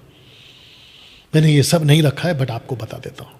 मध्य आकाश में यीशु आएगा, उस समय ललकार और प्रधान दूत का शब्द सुनाई देगा, परमेश्वर की तुरी फूकी जाएगी। एक होता है स्वर्गदूतों की तुरी और एक होता है परमेश्वर की तुरी, जिसको मैं समझता हूं, क्योंकि लिखित में नहीं है, लेकिन यह मेरा अपना सोच है कि इसको यीशु खुद फूकेगा। और जब यीशु उसको फूकेगा, प्रधान दूत का शब्द सुनाई देगा, परमेश्वर की तुरी फूकी जाएगी। जो मसीह में मरे हैं वो पहले जी उठेंगे। बहुत ध्यान से सुनना, सबसे पहला जिसको लिखा मैंने, first rapture in Christ dead. इसका मतलब है कि जो यीशु में मरे हैं, जिसका मृत्यु यीशु में हुआ है, स्टीफन के टाइम से लेकर आज तक जितने भी मरे ना, उन सब का, जो यीशु में इन क्राइस्ट, मैं रखूंगा इसका कनेक्शन, जिसको कहते हैं रैप्चर का ये पहला फेस है। जब यीशु आएंगे, खुद उतरेंगे मध्य आकाश में, तुरी फूकी जाएगी, परमेश्वर की तुरी फूकी जाएगी, और ये तुरी की आवाज को सुनने की क्षमता परमेश्वर खुद देगा जो मुर्दे हैं। अब इसको पढ़िएगा वचन 17। तब हम, लिखा है हम जो जीवित और बचे रहेंगे उनके साथ बादलों पर उठा लिए जाएंगे, जिसको कहते हैं रैप्टूरो। रैप्टूरो, रैप्टूरो लैटिन वर्ड है, रैप्टूरो। उठा लिए जाएंगे, हवा में प्रभु से मिले, इस रीति से हम सदा प्रभु के साथ रहे। Second face, second rapture, second face, एक ही रैप्चर है but second face, in Christ living, जो मसीह में होंगे प्रभु के साथ उठा लिए जाएंगे। और इसी को दूसरा एंगल, इसी को कहते हैं, क्योंकि एक भी कोई भी डॉक्ट्रिन 2 या 3 गवाह स्क्रिप्चर्स होने चाहिए। पहला कुरिन्थियों 15 का 51, 15 का 51। देखो मैं तुमसे भेद की बात कहता हूं, हम सब तो नहीं सोएंगे परंतु सब बदल जाएंगे, क्षण भर में, पलक मारते ही, पिछली तुरी फूकते ही होगा, पिछली तुरी फूकते ही होगा। तुरी, परमेश्वर की तुरी, क्योंकि तुरी फूकी जाएगी, मुर्दे अविनाशी दशा में उठाए जाएंगे और हम बदल जाएंगे इन क्राइस्ट। इसका मतलब है कि सब नहीं उठाए जाएंगे, those who died in Christ and those who are living in Christ. ये पोस्टर को ठीक से देख लीजिए आप। वाह दोस्तों, कितने लोग समझ रहे हैं कि मैं आपसे क्या बात कर रहा हूं। ये पोस्टर आपको समझने में मदद करेगा कि सब नहीं उठाए जाएंगे। सब्जेक्ट एक ही है, कंडीशन एक ही है, इन क्राइस्ट। मैं रखूंगा वचन। पौलुस क्या कहता है पता, दूसरा तिमोथी उसका 4:8 में, भविष्य में मेरे लिए धर्म का मुकुट रखा हुआ है, जिसे प्रभु जो धर्मी और न्याय है मुझे उस दिन देगा, मुझे ही नहीं वरना उन सबको भी उसके प्रकट होने को प्रिय जानते हैं। उन सबको भी जो उसके प्रिय प्रकट होने को प्रिय जानते हैं। हे प्रियो, यो पहला यूहन्ना 3:2, हे प्रियो, अभी हम परमेश्वर के संतान हैं, अब तक ये प्रकट नहीं हुआ कि हम क्या कुछ होंगे, इतना जानते कि जब वो प्रकट होगा तो हम भी उसके समान होंगे, क्योंकि उसको वैसे ही देखेंगे जैसा वो है। तो being in Christ is the only qualification for the rapture. ये बोला डैनियल भाई, क्या मेरा रैप्चर होगा? ऑफ कोर्स होगा। क्वालिफिकेशन एक ही है, इन क्राइस्ट। आपको प्रकाशित वाक्य 3:20 याद होगा। यीशु कहता है कि देख मैं द्वार पर खड़ा खटखटाता। किसको कह रहा है? कलीसिया को, अन्य जाति को नहीं। यह मैसेज प्रकाशित वाक्य 3:20 अन्य जातियों के लिए नहीं है, यह कलीसिया के लिए, विश्वासियों के लिए कहता है कि मैं द्वार खड़ा खटखटा रहा, द्वार पर खड़ा, और जो सुनेगा मैं उसके साथ और वो मेरे साथ भोजन, आत्मिक खाना। इसका मतलब क्या है? जी हां, कंडीशन है, क्वालिफिकेशन है। For the rapture, you should be in Christ. Being in Christ is the only qualification for the rapture. यही वजह है। ये वाला चित्र। तो अभी आप जो मुझे सुन रहे हैं, कलीसिया, मसीह मंथन, मसीह जनता, खरी शिक्षा के फॉलोवर्स, और वो सभी जो मुझे पसंद नहीं करते, मेरे विरोध में, उनको भी मैं हाथ जोड़ के रिक्वेस्ट करता हूं, कम से कम ये वीडियो देख लो। आप रैप्चर में उठाए जाओ, ये मैं चाहता हूं। आप रैप्चर में बच जाओ। जितने भी कल्ट टीचिंग वाले, मैं चाहता हूं कि ये वीडियो आपके लिए एक मन परिवर्तन का वीडियो बने। मेरी विनती है परमेश्वर से, वो सभी कल्ट टीचिंग वाले, जवा विटनेस मन फिराए, ओनली जीसस मन फिराए, एल्युमिनाटी मन फिराए, माता यरूशलेम वाले मन फिराए, जिब्रिश वाले, रबा वाले मन फिराए, पैसे के लालची पेटू सेवक मन फिराए, और जितने भी गलत शिक्षाओं में चल रहे हैं मन फिराए, और अपने आप को मसीह में पाए। क्योंकि शर्त एक ही है, ये देख लीजिए, शर्त एक ही है। अगर आप क्राइस्ट में, इसका मतलब क्या मैं रख रहा हूं, लिखा यूहन्ना 15:7 में, यदि तुम मुझ में बने रहो, कुलुस्सी 1:18, जिसका प्रचार करके हम हर एक मनुष्य को जता देते हैं कि सारे ज्ञान से हर एक मनुष्य को सिखाते हैं कि हम हर एक व्यक्ति को मसीह में सिद्ध करके उपस्थित करें। आपको मसीह में, इन क्राइस्ट, मसीह में जो बातें मुझ में, यदि तुम मुझ में, इसके लिए मैं उसकी उस शक्ति के अनुसार जो मुझे सामर्थ के साथ प्रभाव डालती है तन मन लगाकर परिश्रम भी करता हूं। मैं भी तो वही कर रहा हूं कि आपको कैसे भी करके परमेश्वर में इन क्राइस्ट शुद्ध करके उपस्थित करा सके। 2 तिमोथी 1:9, जिसने हमारा उद्धार किया पवित्र बुलाहट से बुलाया। पवित्र बुलाहट, याद आ गया, पवित्र बुलाहट से बुलाया। और लिखा है कि यह हमारे कामों के अनुसार नहीं पर अपनी मनसा उस अनुग्रह के अनुसार जो मसीह यीशु में सनातन में से हम पर हुआ। कलीसिया सनातनी योजना है और उसी सनातनी योजना के साथ आपको परमेश्वर बुला रहा है। याद आ गया, अति प्राचीन और लाखों लाख और हजारों हजार आप कनेक्शन मिल गया। 2 तिमोथी 2:10, इस कारण मैंने चुने हुए लोगों के लिए सब कुछ सहता हूं। चुने हुए लोगों के लिए, इस कारण मैं चुने हुए लोगों के लिए सब कुछ सहता हूं कि वे भी उस उद्धार को जो मसीह यीशु में अनंत महिमा के साथ पाए। मसीह यीशु में, इन क्राइस्ट।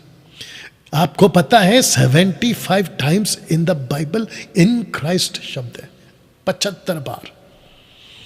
इसलिए मैंने लिखा है कि क्वालिफिकेशन फॉर द रैप्चर एक ही है, in Christ. If you are not in Christ, ये 2 वचन पढ़ लीजिएगा। तुम जो व्यवस्था के द्वारा धर्मी ठहरना चाहते हो, मसीह से अलग अनुग्रह से गिर गए हो। आप इन क्राइस्ट नहीं हो, आपका रैप्चर नहीं होगा। दूसरा यूहन्ना 1:9, जो कोई आगे बढ़ जाता है मसीह की शिक्षा में बना नहीं रहता, उसके पास परमेश्वर नहीं है। If you are not in Christ, ये 2 स्क्रिप्चर आपको बताता है, वार्निंग करता है कि तुम रैप्चर में नहीं जाओगे। वाह, रैप्चर में नहीं जाओगे, इसको हल्के में मत लीजिएगा क्योंकि मैं आगे रखूंगा ना। चर्च एंटी क्राइस्ट का सामना नहीं करेगी, आपको यह बता दूं। कलीसिया एंटी क्राइस्ट का सामना नहीं करेगी। कलीसिया द ग्रेट ट्रिब्यूलेशन का यानी कि महाक्लेश का सामना नहीं करेगी, के लिए नहीं बनी, ग्रेट ट्रिब्यूलेशन के लिए नहीं बनी कलीसिया। इस बात को आपको समझना होगा। रेवलेशन चैप्टर 3:10 क्लियर करता है, लिखा है कि तूने, ब्रैकेट में कलीसिया, तूने मेरे धीरज के वचन को थामा। यानी कि कलीसिया को लिखा है, यीशु मसीह कहता है कि तूने मेरे धीरज के वचन को थामा है। कौन सा वचन? रैप्चर के वचन को तूने थामा है। इसलिए मैं भी तुझे, ब्रैकेट में कलीसिया को कहता है, तुझे परीक्षा के उस समय बचा रखूंगा। मैं रख रहा हूं keep you from, protect you from. ये इंग्लिश ट्रांसलेशन है, new living and king James version. कहता है परीक्षा के उस समय बचा रखूंगा, keep you from and protect you from, जो पृथ्वी पर रहने वालों के लिए परखने के लिए सारे संसार पर आने वाली है। ऐसी नाश, ऐसी विपत्ति जो छूट जाएंगे उनके ऊपर आने वाले। इसका मतलब है कि सारी की सारी कलीसिया परमेश्वर के धीरज के वचन को नहीं संभाल पाएगी। जो संभाल पाएगी वही बचेगी।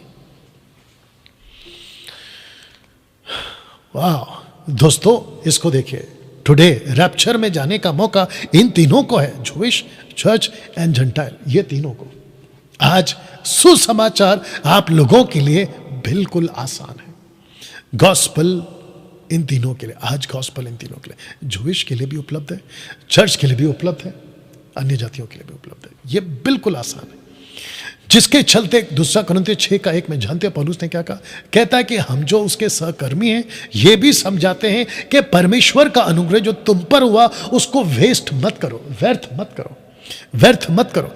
वचन 2, क्योंकि वो तो कहता है अपनी प्रसन्नता के समय मैंने तेरी सुन ली, उद्धार के दिन मैंने तेरी सहायता की। देखो अभी वो प्रसन्नता का समय, देखो अभी उद्धार का दिन है।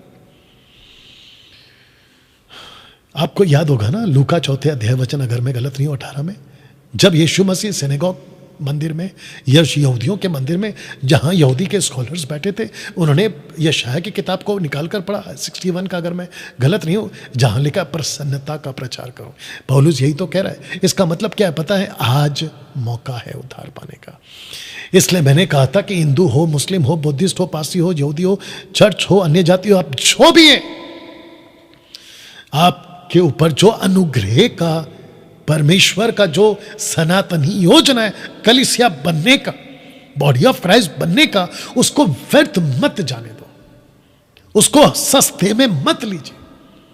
मैं लगे हाथ जितने सुन रहे उनको कह दूं, जितने पास्टर्स हैं उनको कह दूं कि चर्च के पुलपिट से इस बात का प्रचार करिए कि जो उधार मिला है उसको सस्ता मत बनाइए, जो सुसमाचार मिला है उसको सस्ता मत बनाइए, जो सल्वेशन आपको मिला है, सल्वेशन उद्धार आपको मिला है, उसको चीप मत बनाइए।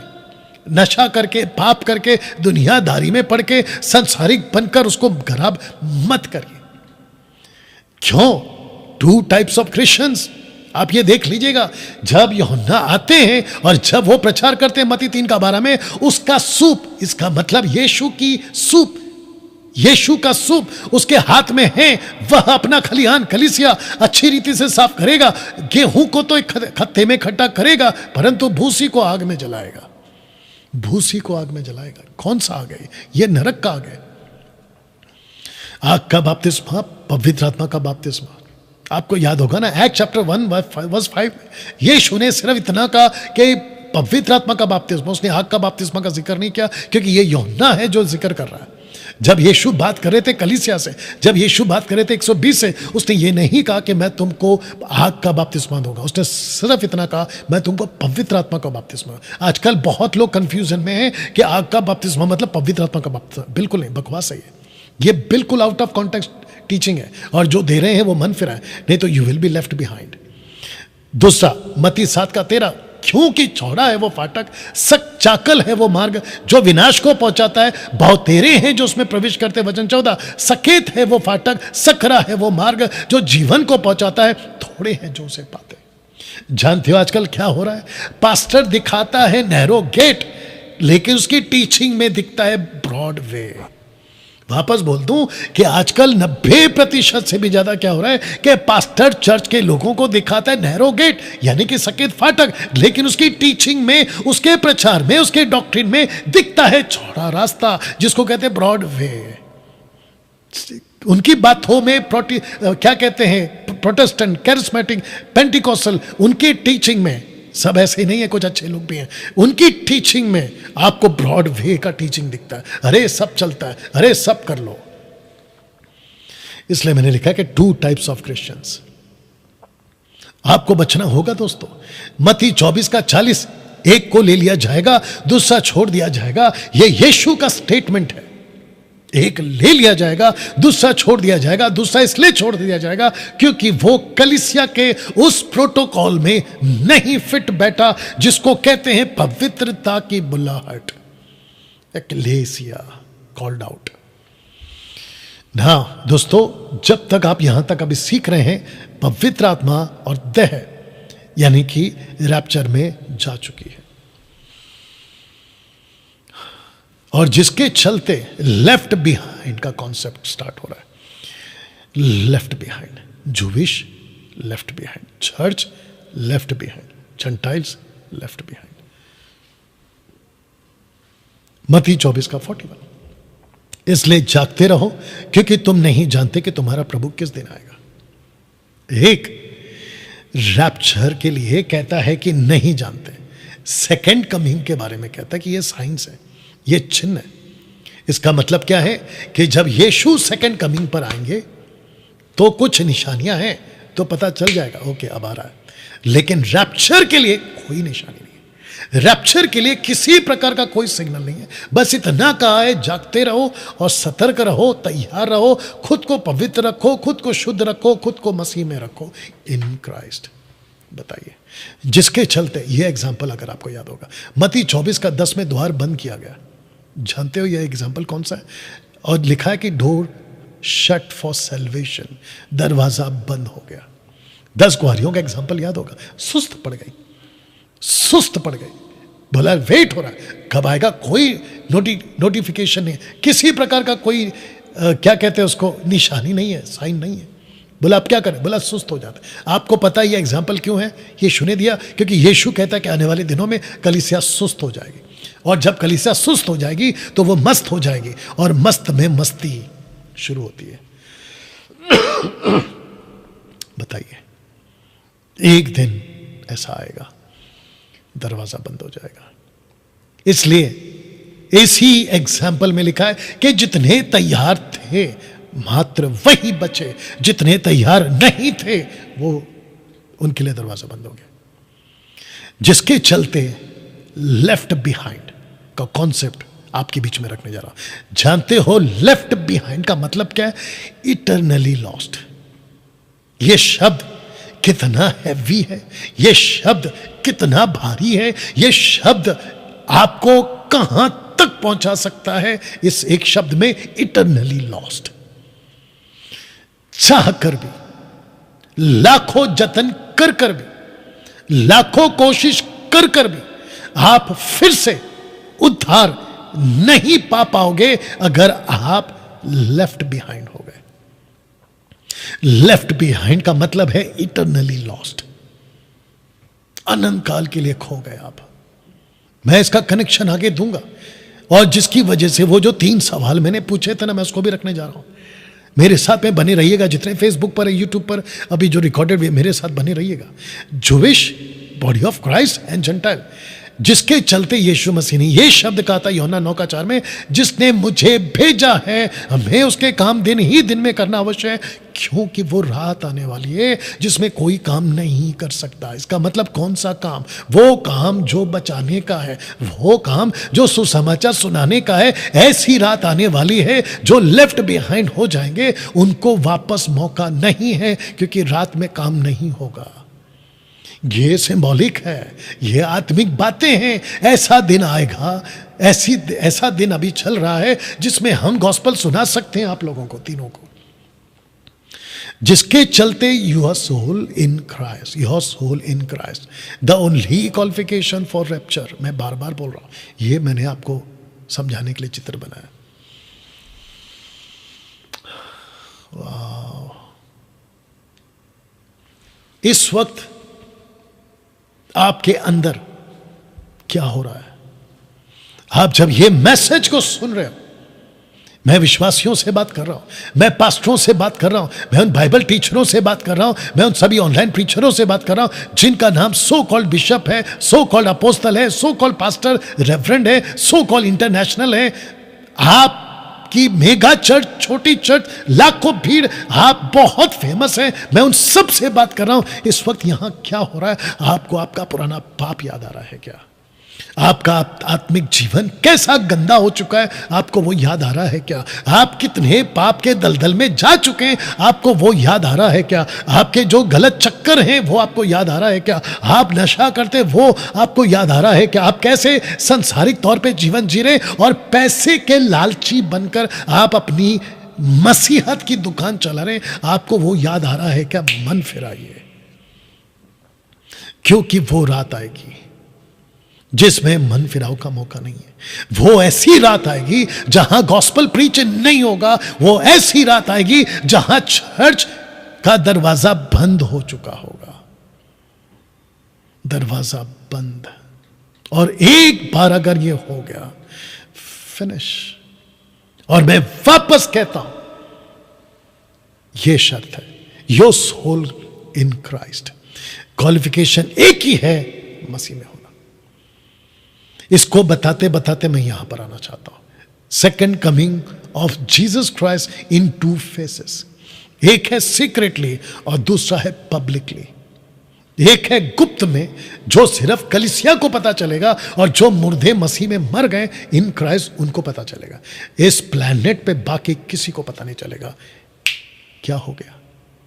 अचानक से पूरी दुनिया में से कलीसिया उठा ली जाएगी, और आपके न्यूज़पेपर पे, व्हाट्सएप पे, इंस्टाग्राम पे, यूट्यूब पे छोटी छोटी रील्स बनेगी, आपके क्या कहते हैं व्लॉग्स बनेंगे, चर्चों में अनाउंसमेंट होंगे, न्यूज़ चैनल पे चर्चा होगी, राष्ट्रों के प्रधानमंत्री और जितने भी पुलिस अधिकारी हैं, और वो सारे के सारे एक प्रकार के हड़बड़ी में आ जाएंगे।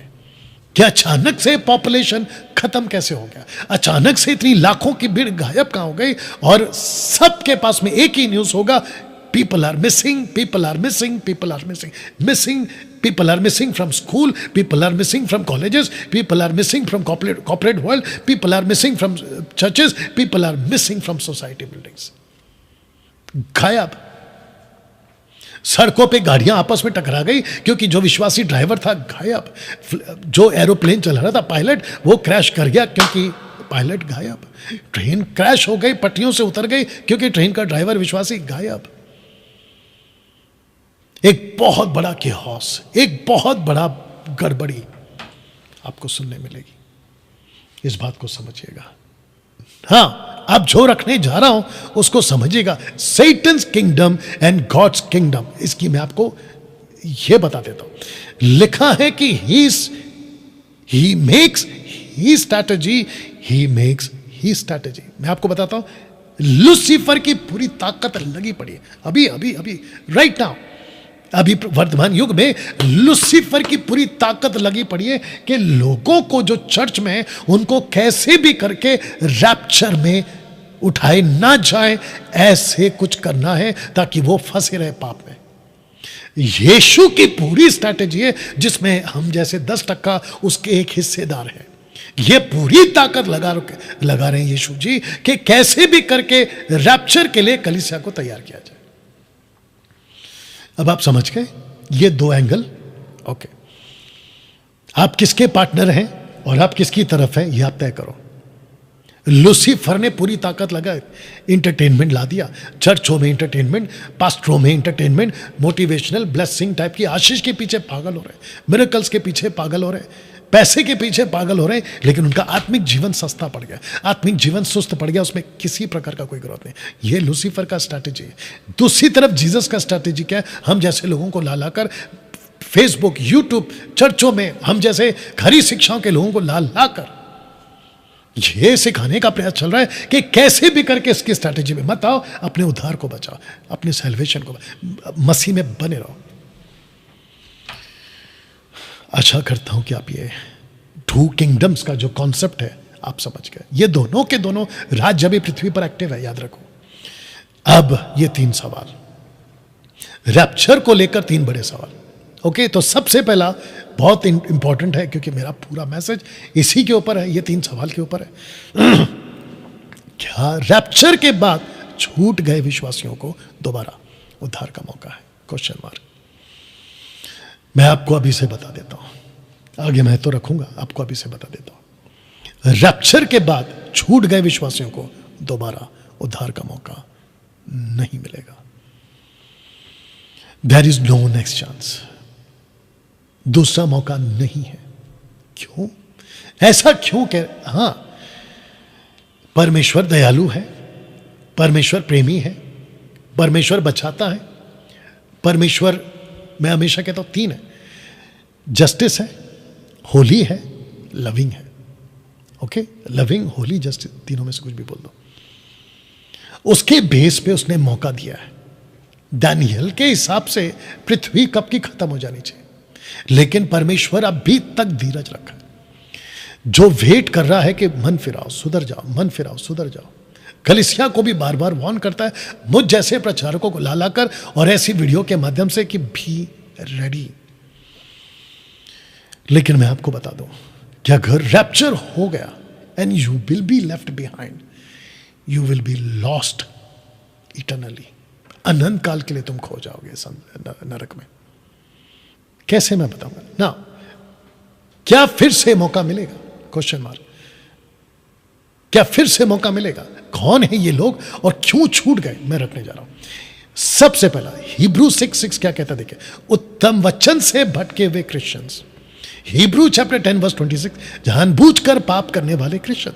तो ये 2 टाइप के क्रिश्चियंस हैं जो इस वजह से रैप्चर में नहीं उठाए गए, उनका उठाया जाना नहीं हुआ, और यही वजह है कि वो छूट गए। ये 2 स्क्रिप्चर्स कहता है। तो पहला इब्रानी 6:4, क्योंकि जिन्होंने एक बार ज्योति पाई उद्धार पाया, याद रखिए, सैल्वेशन, उद्धार पाया, वे स्वर्गीय वरदान का स्वाद चख चुके, पवित्र आत्मा के भागी हो गए और परमेश्वर के उत्तम वचनों का आने वाले युग की सामर्थ का स्वाद चख चुके। उत्तम वचन, जिसको कहते हैं खरी शिक्षा। और यही वजह है कि मसीह मंथन बैठक अंत के दिनों में इस कुछ 4-5 सालों से खरी शिक्षाओं पे बहुत जोर दे रहा है। और जितने भी खरी शिक्षाओं के साथ है, मैं उन सबको सैल्यूट करता हूं, उनको वेलकम करता हूं। और एक दिन ऐसा कोई प्रोग्राम चलाऊंगा कि आइए हम इकट्ठे हों और खरी शिक्षाओं का डंका लोगों के बीच में बचाए। वचन 6, यदि वे भटक जाए। कौन भटक जाए? उद्धार पाए हुए। कौन भटक जाए? ज्योति में आकर। कौन भटक जाए? स्वर्गीय वरदान का स्वाद चख चुके। कौन भटक जाए? जिन्होंने पवित्र आत्मा में भागी हो गए। और कौन भटक जाए? जिनको उत्तम वचन मिल चुका है। अगर ऐसे भटक जाए तो उन्हें मन फिराव के लिए फिर नया बनाना अनहोना है, क्योंकि वे परमेश्वर के पुत्र को अपने लिए फिर क्रूस पर चढ़ाते हैं और प्रगट में उस पर कलंक लगाते हैं। तो ऐसे लोगों को रैप्चर के बाद अगर वो छूट गए इस वचन के हिसाब से, मुझे प्लीज बताइए उनको सेकंड चांस कैसे मिलेगा? क्योंकि जीते जी जब रैप्चर नहीं हुआ था तो क्रूस पर चढ़ा रहे थे इस गलती के चलते। जब मैं कहता हूं ना कि यहूदीवाद के ऊपर, उसकी शिक्षा के ऊपर इनफैक्ट मत चला करो, दशमांश, खतना, सैक्रिफाइस, जूविश फेस्टिवल, उसके अभी भी प्रैक्टिस जो तुम करते हो ना, यही तो कहता हूं, यही तो वजह है, मत करो नहीं तो छूट जाओगे। दशमांश के नाम पे लूट मची है आज, मत करो। चर्च को सिखाओ। पैसा जरूरी है, बिल्कुल जरूरी है। पैसे मांगने चाहिए मिनिस्ट्री के लिए, बिल्कुल मांगने चाहिए। क्या चर्च ने पैसे देने चाहिए मिनिस्ट्री के लिए? बिल्कुल देने चाहिए। क्या सेवक को ब्लेस करना चाहिए? बिल्कुल करना चाहिए। लेकिन यह किसने कहा कि कलीसिया के ऊपर 10% का टैग लगा दो? ये किसने कहा? यह नहीं कहा प्रभु ने। और टैग तो लगाते हो, ऊपर से दादागिरी। अगर नहीं दिया तो श्राप आएगा, अगर नहीं दिया तो चर्च के मेंबर तुम नहीं हो, अगर नहीं दिया तो तुमको गेट आउट कर देंगे, अगर नहीं दिया तो तुम्हारे नाम का चिट्ठी बनाकर चर्च बोर्ड पे लगा देंगे। ये दादागिरी नहीं तो क्या है? और ऐसी हरकतों के वजह से अगर तुम उत्तम वचन से भटक गए तो तुम रैप्चर में नहीं उठाए जाओगे। डंके की चोट पे बोल रहा हूं। दूसरा, अब इसको पढ़िएगा 10 का 26, क्योंकि सच्चाई की पहचान प्राप्त करने के बाद यदि हम जानबूझकर, ये कौन से क्रिश्चियंस हैं? जानबूझकर, याद आ गया आपको? ये पोस्ट मैं रख रहा हूं, ये पोस्ट आपको याद आ गया होगा। ये 2 टाइप के लोग हैं जो छूट जाएंगे। कौन छूट गए? कौन है ये लोग? क्यों छूट गए? इसकी वजह आपको मैं बता चुका हूं। ये रहा दूसरा, क्योंकि सच्चाई की पहचान प्राप्त करने के बाद यदि हम जानबूझकर पाप करते रहे तो पाप के लिए फिर बलिदान बाकी नहीं। इसलिए वचन कहता है कि तुम नहीं उठाए जाओगे। वचन 27 लिखा है कि हाँ, दंड का एक भयानक बाट जो ना आग की ज्वलन बाकी है, जो विरोधियों को भस्म करे। कौन सा आग है ये? ये वही आग है मत्ती 3 का 10, 11, 12 में, जहां जॉन द बैप्टिस्ट आग का जिक्र करता है। आग का बपतिस्मा, आग का बपतिस्मा। तो लिखा है आग का ज्वलन बाकी है जो विरोधियों को भस्म कर देगा। वचन 28, जबकि मूसा की व्यवस्था का ना मानने वाला 2 या 3 गवाहों को गवाही पर बिना दया के मार डाला जाए। बिना दया के। तो लिखा है वचन 29 में, तो सोच लो कि वो कितने और भी भारी दंड के योग्य ठहरेगा, जिसने परमेश्वर के पुत्र को पांव से रौंदा, वचन के लहू, वाचा के लहू को, जिसके द्वारा वो पवित्र ठहराया गया था। पवित्र अपवित्र जाना है और अनुग्रह की आत्मा का अपमान किया है। बताइए यहां पे क्या लिखा है? क्रूस पर चढ़ाया, कलंकित किया, और यहां पर पवित्र लहू का अपमान किया, पवित्र आत्मा का अपमान किया। तो ऐसे लोग रैप्चर में कैसे उठाए जाएंगे? यही तो मैं कह रहा था कि नहीं उठाए जाएंगे। और यही वजह है कि, बहुत ध्यान से सुनना, कलीसिया जो लेफ्ट बिहाइंड है रैप्चर के बाद में, उनको सेकंड चांस नहीं है। There is no second chance for the church after the rapture and those who are left behind. कितनी गंभीर बात, कितनी चिंता का विषय और कितना मेजर इशू है, इसको आप समझिएगा। रैप्चर में ये कुछ बातें रुकावट बन सकती हैं। व्यवस्था पर चलना, दशमांश की बात कर रहा हूं, परमेश्वर का मजाक उड़ाना, जिब्रिश के नाम पे पवित्र आत्मा का मजाक उड़ाना, पवित्र आत्मा के नाम पे लोगों को नीचे गिराना, उठा पटक करना, यही तो है। और तीसरा, सांसारिक प्रेम रखना। आपका जीवन लिप्त है संसार में, आपका जीवन लिप्त हो क्या खींचाव आ रहा है एंटरटेनमेंट की तरफ। दूसरा सवाल, रैप्चर के बाद महाक्लेश में अन्य जातियों को क्या सुसमाचार सुनाया जाएगा? जवाब सुनना चाहते हैं? देता हूं। आफ्टर रैप्चर पवित्र आत्मा जा चुका है, कलीसिया जा चुकी है, खरी शिक्षाओं के सेवक जा चुका है। जब ये सब कुछ जा चुके हैं तो फिर अन्य जातियों को सुसमाचार कौन सुना रहा है?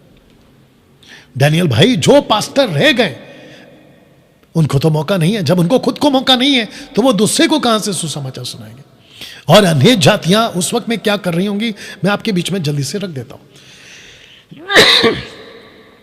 दूसरा थिस्सलुनीके 2:1 में, हे भाइयों, अब हम अपने प्रभु यीशु मसीह के आने, उसके पास अपने इकट्ठे होने के विषय में तुमसे विनती करते हैं, किसी आत्मा या वचन या पत्री के द्वारा जो कि मानो हमारी ओर से हो, यह समझकर कि प्रभु का दिन आ पहुंचा है, तुम्हारा मन अचानक अस्थिर ना हो जाए और ना तुम घबराओ। किसी रीति से किसी के धोखे में ना आना, क्योंकि वो दिन ना आएगा जब तक कि धर्म का त्याग ना हो ले और वो पाप का पुरुष अर्थात विनाश का पुत्र यानी शैतान का पुत्र एंटी क्राइस्ट का पुत्र प्रकट ना हो। धर्म का त्याग मतलब कलीसिया जा चुकी होगी, आत्मिकता जा चुकी होगी। ये पोस्टर याद होगा, आत्मिकता जा चुकी होगी, पृथ्वी पे नहीं है अभी। रैप्चर के बाद में पवित्र आत्मा जा चुका होगा, क्योंकि पवित्र आत्मा और कलीसिया दोनों मिलकर ही तो कह रही थी ना, हाँ, और वो आ चुका रैप्चर में, जो कि अभी तक नहीं हुआ। याद रखो, अभी तक नहीं हुआ, बच्चे हो तुम, इसलिए मन फिराओ, यही तो कह रहा हूं। लेकिन इस वक्त में यहां पे धर्म का त्याग हो चुका होगा, विनाश का पुत्र आ चुका होगा। वचन चाह जो विरोध करता हर एक से, जो परमेश्वर या पूज्य कहलाता, अपने आप को बड़ा ठहराता, यहां तक कि वह परमेश्वर के मंदिर में बैठकर अपने आप को परमेश्वर प्रकट करता। ये क्या तुम्हें स्मरण नहीं कि जब मैं तुम्हारे यहां था तो तुमसे ये बातें कहा करता था? रैप्चर के बाद ये होगा पृथ्वी पे। रैप्चर के बाद जब कलीसिया जा चुकी होगी, कोई भी आत्मिकता नहीं होगी, तब ये जा चुकी होगी, तो दिमाग में रखो कि अन्य जातियों का क्या होगा। तो रख रहा हूं, दूसरा थिस्सलुनीके 2:6, अब तुम उस वस्तु को जानते हो जो उसे रोक रही है कि वह अपने ही समय में प्रकट हो, क्योंकि अधर्म का भेद अब भी कार्य करता जाता है। वस्तु कौन है? शब्द हिंदी में वस्तु है, लेकिन ग्रीक में, इंग्लिश में वस्तु नहीं है। बस इतना है कि उसको कोई रोक रहा है। जो रोक रहा है, दूसरे शब्दों में एंटी क्राइस्ट के लिए रुकावट बना है कौन? कलीसिया। एंटी क्राइस्ट को प्रकट होने में रोक कौन रहा है? कलीसिया। कलीसिया से मतलब है पवित्र आत्मा। जो पवित्र आत्मा में है वो कलीसिया, और जो कलीसिया पवित्र आत्मा में है वो पवित्र आत्मा और कलीसिया दोनों की बात कर रहा हूं। एंटी क्राइस्ट को रोक के रखा है अभी। और एंटी क्राइस्ट कब का प्रकट होना चाहता है? एंटी क्राइस्ट लूसीफर कब का अपना राज्य लाना चाहता है? लूसीफर तो चाहता है कि पूरी पृथ्वी को तहस नहस कर दे। जितना पाप आज दिखता है, जितनी गंदगी आज दिखती है, उससे लाखों गुना गंदगी वो करे, इस बात का वो इंतजार कर रहा है, लेकिन उसको कोई रोक रहा है। देख लीजिए, मैं वापस पढ़ता हूं, पर अब तुम उस वस्तु को जानते, यानी कलीसिया को, यानी पवित्र आत्मा को, जो से रोक रही है वह अपने ही समय में प्रकट हो, क्योंकि अधर्म का भेद अब भी कार्य करता जाता है। पर अभी एक रोकने वाला है, church and Holi spirit. Church and Holi spirit अभी उसको रोक रहा है। और हम खुद कह रहे हैं कि प्रभु परमेश्वर आत्माओं का उद्धार हो, सत्य को लोग जाने, खरी शिक्षा को जाने, और विश्व में जितने भी अन्य जाति है वे भी सत्य को जाने। और यही वजह है कि हम जैसे प्रचारक आप लोगों के घरों में जब ट्रैक्स बांटते हैं, वचन बांटते हैं, यही वजह है कि तुम्हारा उद्धार हो और तुम बच जाओ।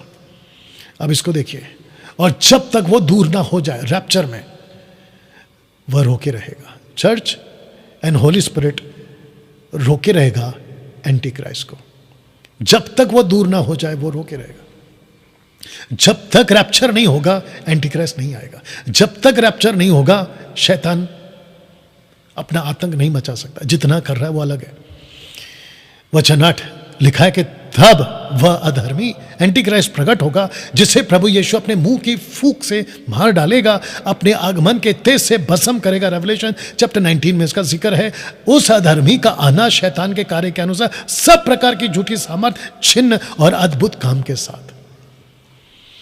आप नहीं समझे, समझा देता हूं। एंटी क्राइस्ट के टाइम पे मिरेकल्स बहुत होंगे। एंटी क्राइस्ट के टाइम पे जो रोड़पति है वो करोड़पति होगा। एंटी क्राइस्ट के टाइम पे प्रॉस्पेरिटी चरम सीमा पर होगी। एंटी क्राइस्ट के टाइम पे तरक्की आसमान छुएगी। अधर्म का आना शैतान के कार्य के अनुसार सब प्रकार की झूठी चिन्ह अद्भुत काम के साथ होगा। वचन 10 अब पढ़ना। नाश होने वालों के लिए, अधर्म के सब प्रकार के धोखे के साथ। ये नाश होने वाले लोग कौन है? ध्यान से सुनना, अन्य जाति। क्यों मैं रख रहा हूं? क्योंकि उन्होंने सत्य के प्रेम को ग्रहण नहीं किया। जब यीशु ने अभी की बात चल रही है, उन्होंने वचन को ग्रहण नहीं किया जिससे उनका उद्धार होता, गॉस्पल को विश्वास नहीं करते, ऊपर से क्या कहते हैं कहते हैं कि तुम धर्मांतरण वाले हो, कहते हैं कि तुम तो लोगों को लालच दे के परिवर्तन करते हो, तुम उनको क्रिश्चियन बना। मैं साफ कह दूं, पहले भी कह चुका हूं, हम क्रिश्चियंस नहीं हैं और हम किसी को क्रिश्चियंस नहीं बता रहे। हम इस दुनिया के उस गंदगी से लोगों को बचा रहे हैं और बहुत बड़े क्रोध, जो परमेश्वर का क्रोध है, उससे बचा रहे हैं। इसी कारण परमेश्वर उनमें एक भटका देने वाली सामर्थ को भेजेगा ताकि वे झूठ की प्रतीति करें, और जितने लोग सत्य की प्रतीति नहीं करते वरन अधर्म से प्रसन्न होते, वो सब दंड पाए। अब बताओ कि जब अन्य जातियों के ऊपर एंटी क्राइस्ट आ चुका होगा, झूठे चिन्ह चमत्कार, अगर आपको याद होगा, झूठे चमत्कार कर रहा होगा, तो ये झूठे चिन्ह चमत्कार कौन कर रहा है? भटका देने वाली आत्मा। वो झूठ की प्रतीति करें, परमेश्वर खुद चाहता है। मूसा के वक्त में फिरौन के मन को कठोर कौन करता था? परमेश्वर। यहां पे भी उनको सजा कौन दे रहा है ताकि वो झूठ की प्रतीति कर? परमेश्वर। परमेश्वर जानबूझकर उनके अंदर भटका देने वाली सामर्थ को भेजेगा। ये परमेश्वर का एक तरफ का गुस्सा है। गॉस्पल दिया था, तुमने नहीं स्वीकार किया। यीशु क्रूस पे मरा, तुमने उसका मजाक उड़ा। जो मजाक कैसे उड़ाते हैं? कहते हैं कि जो खुद को 3 खिल्लों पर बचा नहीं सका, वो हमको क्या बचाएगा? ऐसे मजाक उड़ाने वालों पर परमेश्वर भटका देने वाली सामर्थ को भेजेगा। क्यों? ताकि वो झूठ की प्रतीति करे। इसका झूठ क्या मैं रखने जा रहा हूं? एंटी क्राइस्ट को रोकने वाला पवित्र आत्मा जा चुका होगा। जब एंटी क्राइस्ट को रोकने वाला पवित्र आत्मा जा चुका होगा तो 7 years ग्रेट ट्रिब्यूलेशन स्टार्ट्स। ये पहले 3.5 साल, बाद के 3.5 साल। 7 seals, 7 trumpets and 7 bowls। एक एक करके देख लीजिए। और उससे सबसे गंदी चीज जो एंटी क्राइस्ट करेगा, झूठी सामर्थ, रेवलेशन 13:13 के हिसाब से एंड रेवलेशन 16:13-14 के हिसाब से।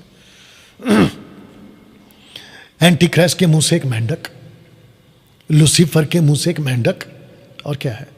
झूठा प्रॉफिट के मुंह से एक मेंढक, और उसके बाद में एंटी क्राइस्ट भटका देने वाली सामर्थ। और उन दिनों में रैप्चर के बाद में इल्यूमिनाटी का चर्च, रैप्चर के बाद इस चर्च का धोखा अभी भी है। उस वक्त में जबरदस्त धोखा। मत्ती 24:15 में यीशु ने बात को रखा। फोटो देख लीजिएगा। जब तुम उस उजाड़ने वाली घृणित वस्तु को, जिसकी चर्चा दानियल भविष्यवक्ता के द्वारा हुई थी, कौन कह रहा है? यीशु कह रहा है, पवित्र स्थान में खड़ी हुई देखो, जो पढ़े वो समझे।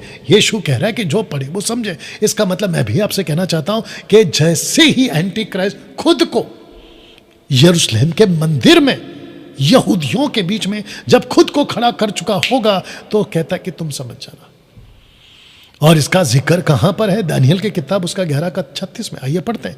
लिखा है कि तब वो राजा अपनी इच्छा के अनुसार काम करेगा, अपने आप को सारे देवताओं से ऊंचा, सारे देवताओं से। उस वक्त में नहीं चलेगा आपका हिंदू धर्म, ये मुस्लिम धर्म, क्रिश्चियन धर्म, यहूदी धर्म, नहीं चलेगा। ये एंटी क्राइस्ट खुद का धर्म चलाएगा। 1 गवर्नमेंट, 1 रिलीजन, 1 रूलर, जो भी है आप करेगा, और आप अपने आप को सारे देवताओं से ऊंचा और बड़ा ठहराएगा, वरना सब देवताओं के, परमेश्वर के विरुद्ध भी अनोखी बात करेगा। सब देवताओं से भी एक देवता यूड है, वाव है, परमेश्वर विरोध में अनोखी बात कहेगा। और जब तक परमेश्वर का क्रोध ना हो जाए तब तक उस राजा का कार्य सफल होता रहेगा, क्योंकि जो कुछ निश्चय करके ठाना हुआ है वह अवश्य ही पूरा होने वाला है। इसका मतलब क्या है पता है? वो सफल होगा 7 साल, खास करके शुरुआत के 3.5 साल वो जबरदस्त सफल होगा। उसकी पॉपुलैरिटी जबरदस्त होगी। उसके भजन, उसकी आराधना, उसके नाम की सीरीज, उसके नाम के रैप, उसके नाम के गीत, वर्शिप लीडर्स जबरदस्त टॉप पे होंगे। उसके प्रीचर्स, उसके टीचर्स, उसकी चर्चेस, एंटी क्राइस्ट के चर्चेस टॉप पे होंगे। उसकी झूठी समझ, चमत्कार टॉप पे होंगे। और ये उसके कुछ कुछ चिन्ह अभी भी दिखते हैं।